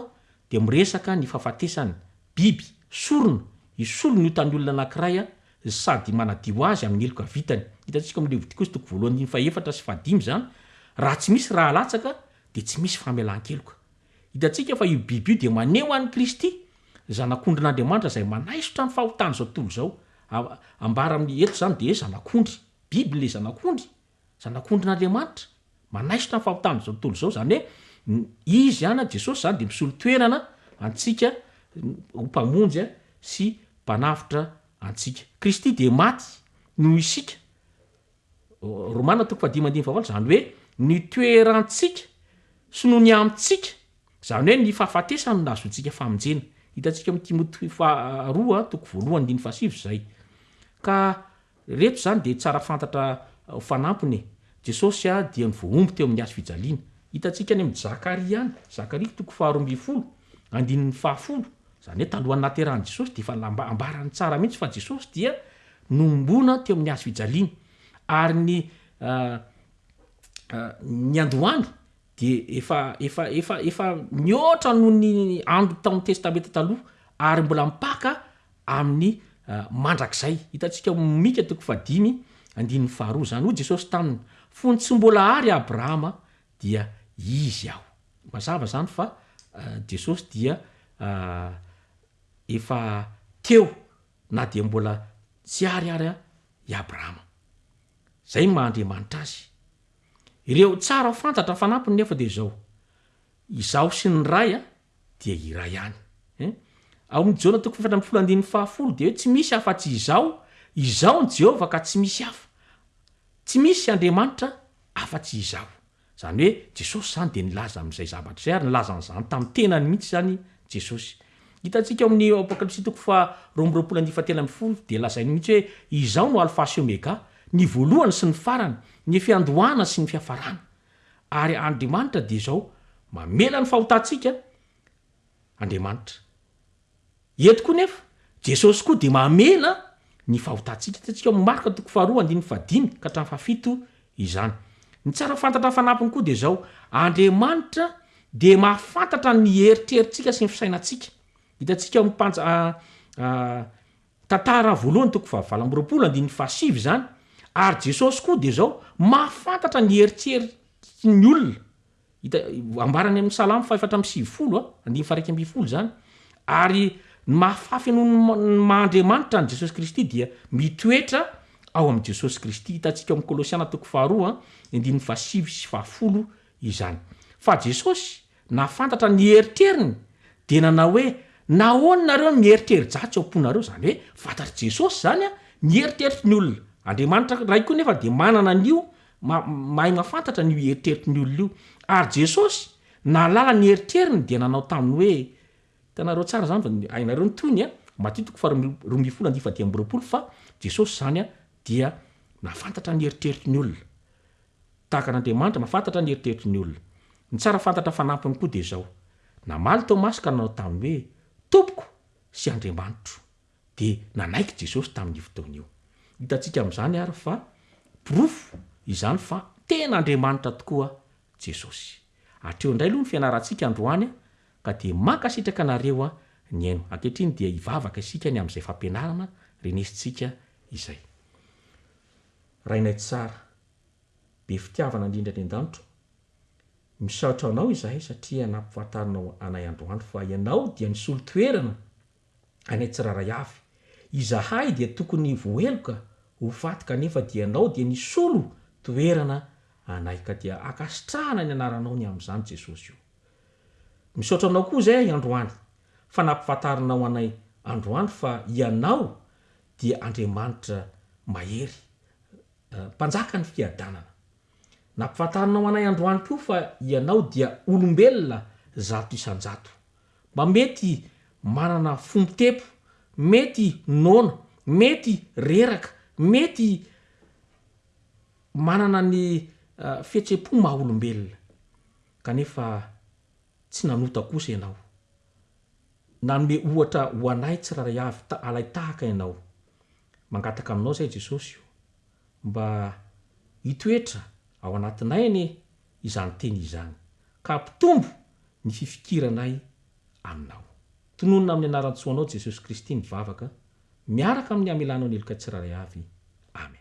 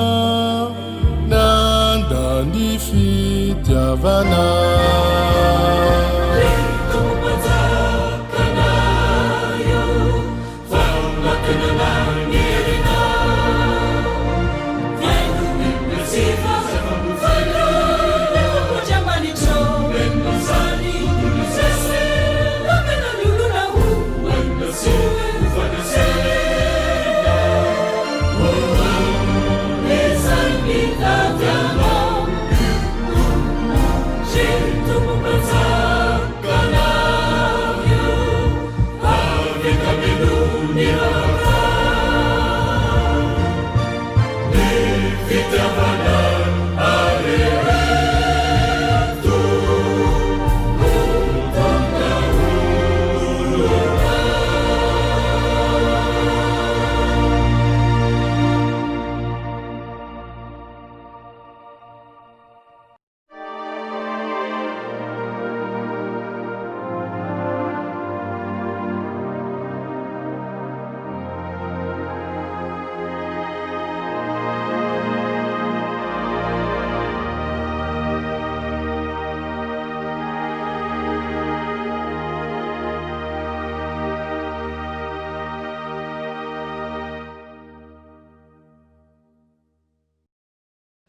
manana vahinyntsika androany a ny vahiny miaraka amintsika dia ny dokotera Rakoto Arsojimi. Izy zany a no iresadresaka amintsika indray mahakasika ny tombotsoa azo amin'ny fanomezan-dra. Miarabanao dokotera. Miarabanao madame pasteur. Minona ny azonao resaresahana indray a resadresahana amin'ireo mpiaino antsika indray zany mahakasika an'ity hoe raha ity sy ny manodidina azy. Eny tompoko, miarabantsika rehetra miaino sy mijery ny fandaharana ara-pahasalamana amin'izao sabata izao. Resaka fanomezan-drano resantsika androany a dia tena ilaina satria ny raha zany dia tsy toy ny fanafody rehetra hoe raha sanatria misy olona anankiray mila raha dia mandeha manatona dokotera dia hoe anaova ordonnance dia mba hividy raha na koa hoe misy pharmacie mpanamboatra raha. Fa ny raha zany dia miainga avy amin'olona bebida amin'olona dia tena ilaina zany a ny resantsika kely ny amin'izany hoe fanomezan-dra izany. Ny olona tsirairay zany manana fatran-drano ve zany ao anatiny ao hoe inona no mahatonga an'izy hoe mila omena raha le olona fa nga tsy ampy zany le raha sa hoe inona ny zavatra miseho dia mahatonga an'le hoe mila manome raha. Ny misy karazana aretina indraindray koa nefa tsy karazana aretina fa ohatra hoe sanatria ohatra hoe verra be ohatra le olona dia miena zany ny tahan-dra ao anatiny. Amin'ny teny vahiny moa izy hoe miena ny taux d'hémoglobine, izay zany ny tena latsaka ao anatin'le olona dia rehefa latsaka ambany loatra izay dia mety hiteraka fatesana mihitsy raha ohatra ka tsy soloina raha mihitsy zany. Raha zany asolo raha. Dia izay be dia be koa misy koa ohatra hoe didina dia misy raha very dia mila soloina raha zany le raha very iny. Mba hoe accidenté koa le olona. Eny tompoko. Zay zany no tena antony mahatonga an'ity hoe mila manome raha ity satria misy banga zany raha ny olona hafa dia mila vonjy izy satria mety hitarika fahafatesana nefa tsisy hoe laboratoire na hoe pharmacie manamboatra mivarotra raha fa tsy maintsy hoe rahan'olona ihany no afindra amin'ny rahan'olona ny vatan'ny olombelona ihany zany no afaka manamboatra raha. Ia. Dia raha izay zany no zava-misy dia inona ary zany ny tombotsoa azon'ny olona manome raha indray satria mety matahotra ny olona hoe ny rahako zany sao dia tsy ampy sao dia za indray mivadika maharary raha ohatra ka hoe anasorana ny raha ao amiko. Dia inona ny tombotsoa mety hoe mba azon'le olona mba tonga anazy hoe tena alao mihitsy mba ame. Izay indrindra moa no lohatenin'ny fandaharantsika androany hoe ny tombotsoan'ny fanomezan-dra. Misy tombotsoa telo lehibe ho resantsika ny amin'ny fanomezan-dra. Ny tombotsoa voalohany dia mamonjy aina. Mamonjy aina. Araka ny resantsika teo aloha hoe tsy azo amboarina ny raha, tsy azo fidiana ny raha fa ny rahanao ihany no atolotra ao dia anoloana rahan'olona anankiray izay lazaina fa verra be. Be dia be mantsy ny araka ny resantsika teo aloha ihany hoe mety hoe eo am-piterahana izy verra be na koa eo am-pandidiana le olona verra be. Misy indray hoe tena traitement an'le olona mihitsy karazana traitement mihitsy zany ny raha dia mila raha le olona. Manampy be ny fitoerana fanomezan-dra zany no fanomezantsika raha an-tsitrapo. Zay zany tombotsoa voalohany zay. Izay ny tombotsoa voalohany. Resantsika indray ny amin'ny tombotsoa faharoa dia ny mampiena ny mety hahatrarantsika ny antsoina hoe infarctus na koa hoe raha zavaina amin'ny ankapobeny zany dia hoe fahatsitsinan'ny lalan-dra. Izay zany ny tombotsoa lehibe anankiray faharoa ny fanomezantsika raha. Rehefa natao mantsy ny fandiniana dia ny lehilahy 3.7 ka hatramin'ny 3.7 taona ka hatramin'ny 2.7 taona manome raha isaky ny enim-bolana. Zany hoe régulièrement mitohy ny fanomezan-dra isaky ny enim-bolana dia mety hampena 7.7 isan-jato mety hahatrarany ny infarctus. Ngeza be mihitsy zany tahan'ny fiainan'ny mety hahatrarany infarctus zany na le hoe fahatsitsinan'ny lalan-dra. Dia tombotsoa lehibe ho antsika zany manome raha satria rehefa manome raha isika de miena ny toan'ny fer ao anatin'ny raha atsika de rehefa miena ny toan'ny fer de tsy madity be intsony a ny raha mikorina de rehefa tsy madity ny raha mikorina de izay a mampiena an'le riska mety atsitsina ny lalandra satria mandeha tsara zany ny fikorinandraha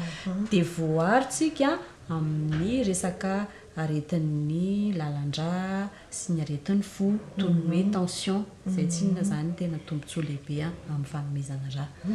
tena zava-dehibe zany mbola misy tombontsoa hafa ve amin'izy ty ny tombontsoa fahatelo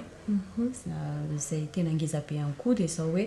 mampiena ny tany mety hahatrarantsika ho mamiadana ny fanomezana raha ny antony mantsy de zao a rehefa manome raha de ndeha ataontsika ao anaty fonteny hoe sahala amin'ny hoe manao vidange zany ny olona anankiray zany hoe esorina ny raha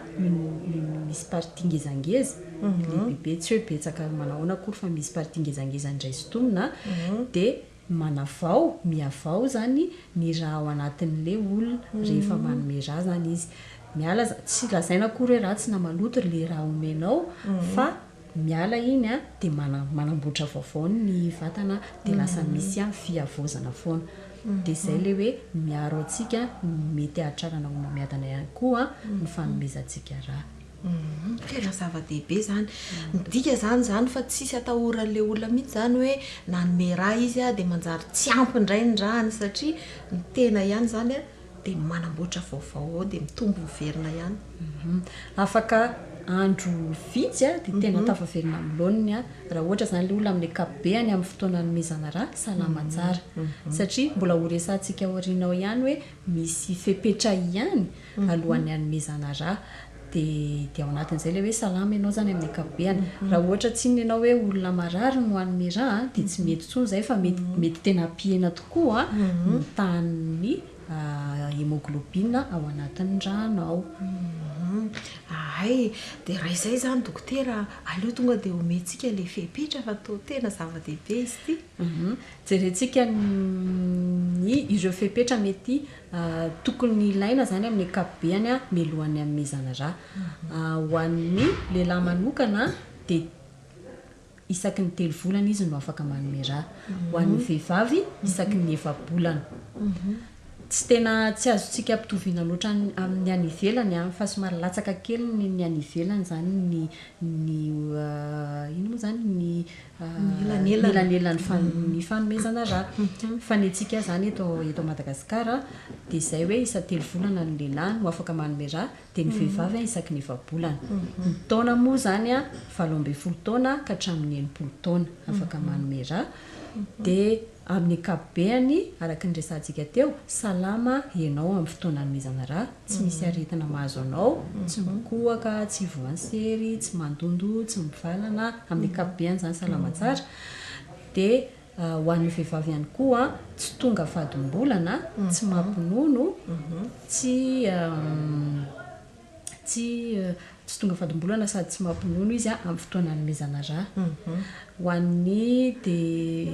zay zany amin'ny akabeany de raha ohatra koa ianao ka hoe sanatria zany na izany aza zo moa zany misy rehefa tonga de amin'ny fitoerana fanomezana raha de misy fanadihadiana kely ara-pahasalamana ihany alohan'ny tena hoe hanomezana raha satria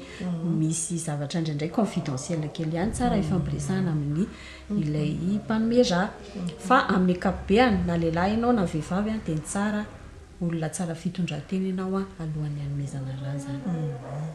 mahafinaritra izay fanontaniana kely dokotera raha ho an'ny olona ohatra zany hoe efa mihinana fanafody na tosi-dra ohatra na ohatra zany afaka manome raha ihany ve izy mba satria misy an'izay tombontsoa hoe mandamina ny fahasalaman'ny fosiny lalandra de mbola afaka manome raha ihany ve izy eny tompo raha ohatra ianao ka misy tosi-dra de tokony afaka manome raha toaka tsy nandray fanafody ianao amin'ny androtry ny hanomezana raha zany hoe tsy hohaninao aloha zany no fanafody ny androtry ny hanomezanao raha de manome raha ianao de afaka adiny ray na adiny roa eo aorian'ny hanomezana raha de afaka hohaninao ihany ny fanafody hanomezanao raha zany ny fanafody ny tension anao azafady to mahazava tsara dokotera ona dokotera raha ho atsika eto zany zao a na any amin'ny faritra hafa tsy fantatro hoe aiza zany toerana ahafahana manome raha satria mety mahenao zao le ny olona de matsapa izy hoe tena ilaiko tokoa zany za tena andeha anome raha de aiza no alehany. Raha ho atsika eto Antananarivo a de ny fitoerana fanomezan-draha de ao amin'ny banque de sang zay ny alalantsika anazy HJR amin'ny hôpitaly HJR ao zany raha ohatra ho atsika eto Antananarivo. Raha ohatra kosa sika ka any amin'ny faritany a de amin'ny akapobeany indreny toera pitsaboana lehibe reny hôpitaly lehibe reny a de manana fitoerana kely izy a fanomezan-draha. Mankasitraka indrindra dokotera tena zava-dehibe zay nozarainao zay. Misy afatra ve tianao ampitaina amin'ireo mpanaraka antsika ary amin'ity anio ity? Tompoko araka ny voalazan'ny tenin'Andriamanitra moa ao amin'ny Jaona 5:12 ny andininy 7:12 de zao no vaky ny teny hoe tsy misy manana fitiavana lehibe noho izao de ny manolotra ny ainy hamonjy ny sakaizany. Raha manome raha ianao a de mamonjy ny namanao. De mampirisika atsika satria tsy tombontsoa ho an'ny hafa rery raha toka manome raha isika fa tombontsoa ho an'ny hafa aloha zay aloha no tena tombontsoa ngeza be mamonjy aina ianao de ny tombontsoa faharoa koa mahazo fahasalamana ihany koa ianao mpanome raha. Mafinaritra izay inoko fa ndray fanapaha-kevitra isika hamonjy ny hafa de rehefa mamonjy ny hafa de mamonjy ny tena ihany koa. Makasitraka indrindra dokotera de mirary soa tompoko. Mirary soa tompoko.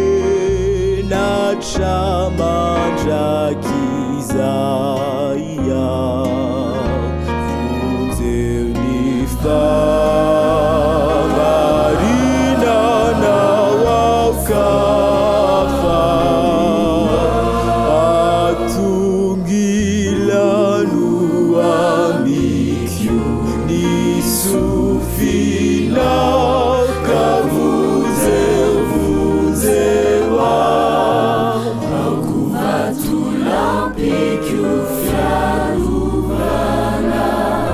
mafia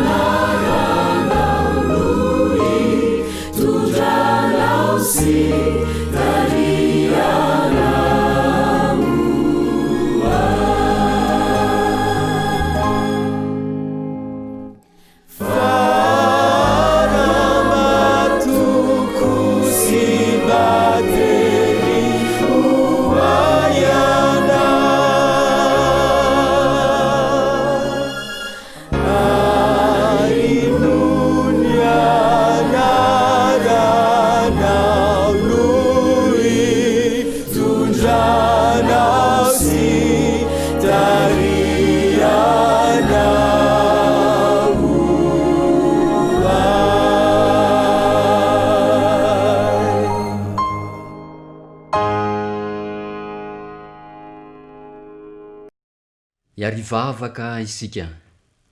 misotranao zay Andriamanitro fanomenao zao fotoana izao azahoinay manokatra ny teninao engane mba hotsofinao rano ny teny mba ho rano manadio mba ho hery mampahery anay mba ho fahazavana hitaridalana ny tsirairay avy aminay amin'ny anaran'i Jesosy amen. Ry havana malala, anisan'ny nanamarika ny tantaran'i Jesosy Kristy tety ambonin'ny tany, ny nanapahany hevitra mba hiditra ao anatin'ny fanjakan'Andriamanitra, mba hiditra ao anatin'ireo vondrona zay tahian'Andriamanitra ray ho ao anatin'ireo antokony ny mpankatoa. Zany indrindra ny voalaza ao amin'ny filazantsara araka Matio 7 ary ny 7:10. Ary tamin'izay Jesosy dia avy tany Galilia ka tonga teo amorony Jordana dia nanatona ny Jaona mba ataony batisa izy. Amin'ny 9:20 ary raha vao natao batisa Jesosy dia niakatra avy teo amin'ny rano niaraka tamin'izay izy ary indro nisokatra tamin'ny lanitra. Ary indro ny fanahin'Andriamanitra nidina tahaka ny voromalala ka nakeo amboniny.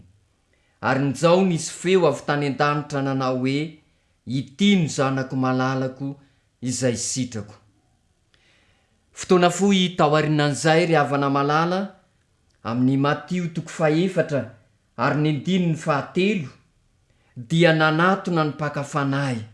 ka nanao taminy hoe, raha zanak'Andriamanitra ianao dia teneno ho tonga mofo ireto vato ireto. Rehefa tafiditra tao anatin'ity vondron'ny mpankatoa sy tahian'Andriamanitra ity Jesosy Kristy dia nanatona ny mpakafanahy, nanome torohevitra izy, nanosokevitra ny mpakafanahy. Amin'ny 9:4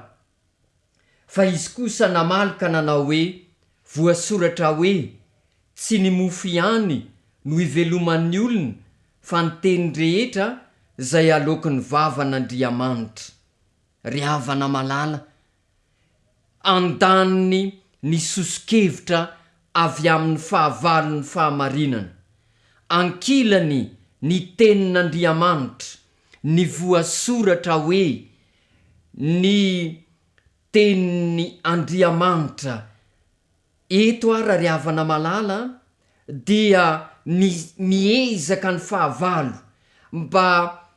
hitaona ny Kristy hiala amin'ny tenin'Andriamanitra, anosokevitra izy raha ny tena tanjony mihitsy dia nialana ao anatin'izany vondrona izany. Raha mamaky ny dingana zay nataon'ilay fahavalo isika ao arina dia hitantsika ny tanjony zay mikendry ny anekeny Kristy ny sosokeviny ary ialany Kristy amin'ny tenin'Andriamanitra. Ny mahafinaritra ry havana malala dia nivoaka ho mpandresy ny tompontsika. Amin'ny 7 dia nanao taminy hoe, ireo rehetra ireo dia omeko anao raha ekoaka eto anatrehako ianao. Ry havana malala, zay mihintsy no tanjon'ilay fahavalo. Fa ny 10 kosa Jesosy nanao hoe, mandehana ianao ry Satana, fa voasoratra hoe, Jehova Andriamanitrao no iankofanao ary izy rery ihany no hotomponao. Dia nandao azy ny devoly. Nivoaka ho mpandresy ny tompontsika ry havana, ary indro atolotra anao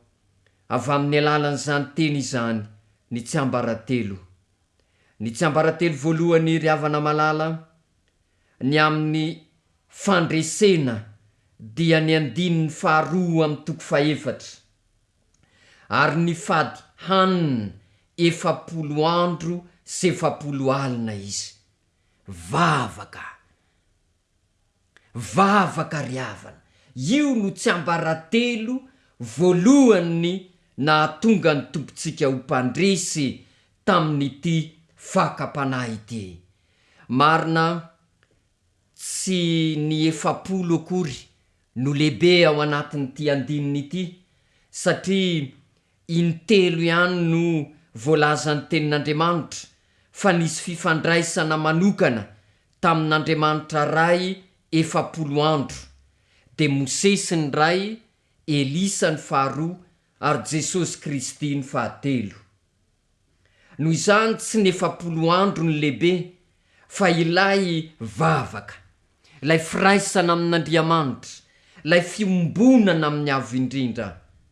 Ary ny 2 sady farany de tsy ninona fa ny fitazonana ny tenin'Andriamanitra, ny fitazonana ny voasoratra hoe ny tenin'Andriamanitra. Rehefa mivavaka ny kristianina ka mitazona ny tenin'Andriamanitra, mampifandray ny fiainana amin'ny tenin'Andriamanitra, mampifanandrify ny tenin'Andriamanitra amin'ny fiainana. Rehefa mifanandrify amin'ny tenin'Andriamanitra ny fiainana, de feno ny fepetra mitondra ho amin'ny fandresena. Ny 4 eto am-pamaranana de izao: ingane mba ho mpandresy avokoa isika zay manaraka an'izao fandarana izao, ary mba hanaradian'ilay Kristy, lay tompo sy mpandresy koa. Androany miantsontsika ny zanak'Andriamanitra, ilay Kristy Jesosy, mba hanaraka azy, ilay mpandresy, ary mba ho ataony mpandresy tahaka azy ihany koa. Aiza ho aiza ny toerana misy ianao amin'izao vanim-potoana izao, fa ny toerana tsara indrindra ry havana malana de ny manaraka ny Kristy, ny eo atongotry Kristy.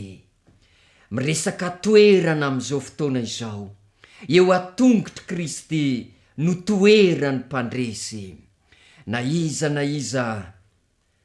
zay nandalo zavatsarotra sy vanim-potoana sarotra ka tonga teo apototry ny tongotry ny tompo, mitomany ny arina aveo nandresy avokoa. Azonao atao ihany koa ny manaradia ny dia ny mpandresy, ary zay no voalaza ao amin'ny Salamo 7:20 ka ny 4: zavatra ray lono angatahiko tamin'i Jehova, zany ny tadiaviko, de nitoetra ao an-tranon'i Jehova amin'ny andro rehetra iainako. Fa anafinay ao an-trano fialofany amin'ny andro fahoriana izy, ary ampahery ahy amin'ny fierena ao andainy izy, hanandratray hoeny ambony vatolampy izy. Eny ry havana malala, azonao atao androany ny mipetraka eo atongotry ny tompo. Raha toa ka efa eo ianao, aza miala eo intsony, eo ny mianatra, eo ny miasa, eo ny mamita ny andraikitra, de ny eo akila ny tongotry ny tompo. Ary raha toa ka matsiaro ho lavitra ny tongotry ny tompo ianao hatramin'izay, fotoana mety androany ity, iverenantsika indray eo amin'ilay toerana tsara indrindra, eo amin'ilay toerany mpandresy. Ary zany nampitondrantsika nyity lohateny ny fampaherezana ity, manao hoe ny toerany mpandresy. Ny Salamo 4:20 ary ny 5:9: ary iza moa izao mpanjaka ny voninahitra izao, Jehova mahery tsy to, Jehova mpiady mahery, zany no ampandresy antsika, ilay tsy mahalala resy, ilay tsy mahay resy no momba atsika ary miado atsika. Andriamanitra ny fiadanana ny anampy atsika rehetra, ka mba ho samy mpandresy avokoa isika. Amen. Iary vavaka isika. Misotranao zay Andriamanitro, fanomenao ity fotoana ity, azahoanay nanokatra ny teninao, ary nandray ny tsy ambaratelo ny fandresena, rehefa nifidy ny hiditra sy ho iray amin'ireo vondry ny mpakatoa tahian'Andriamanitra Jesosy Kristy ka nanatona azy ny mpakafanahy dia nivoaka ho mpandresy izy satria nivavaka satria nitazona ny teninao ary mbola izany ihany koa tsy ambaratelo mandrak'androany irinao raha mba ho mpandresy koa izahay koa indro izahay Andriamanitro manaiky ny anaraka izany koa ny angatanay aminao dia ny ampiasanao ny fahendrenao sy ny herinao araka ny voalazany teninao ka ianao lay Andriamanitra mahery sady mpiady ambony indrindra no hitondra ny fiainana ihany koa ho amin'ny fandresena dia mba ho tanterahanao aminay sy ny fianakavianay ary ity nosindrazanay ity ane izany satria angatahanay amin'ny anaran'i Jesosy. Amen.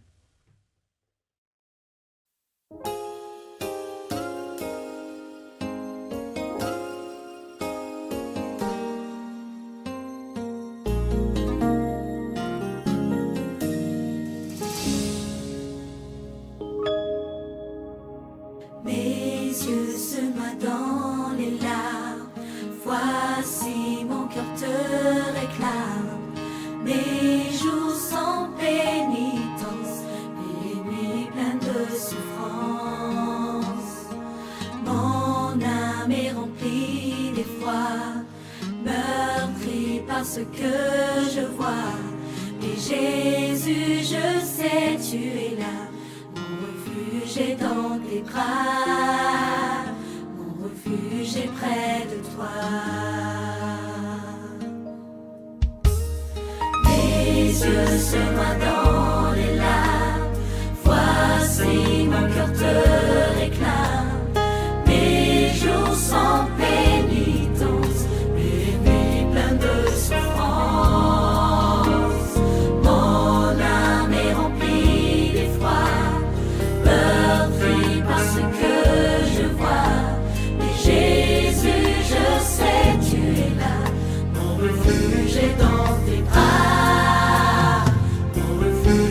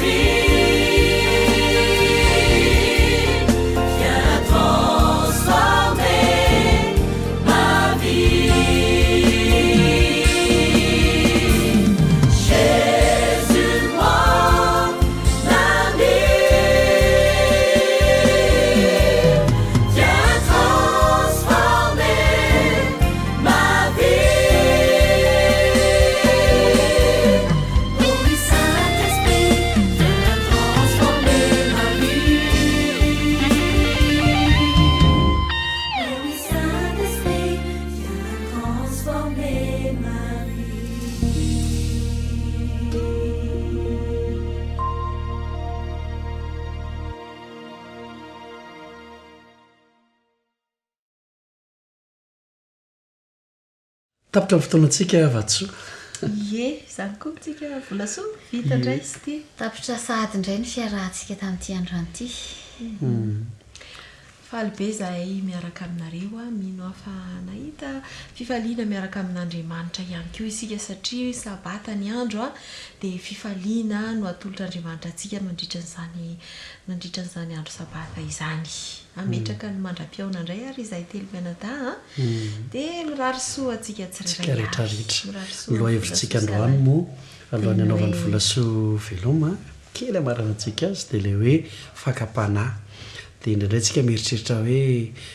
andriamanitra makafana tsia satana no makafana fa andriamanitra mizaha toetra any dia aza fangarontsika mihitsy zany fa satana no makafana andriamanitra mizaha toetra dia mba samy andresy fakapanahtsika rehetra veloma volasoa mba samosambatra zany sika dia veloma ary vatsoa veloma ialain dia mandra-piona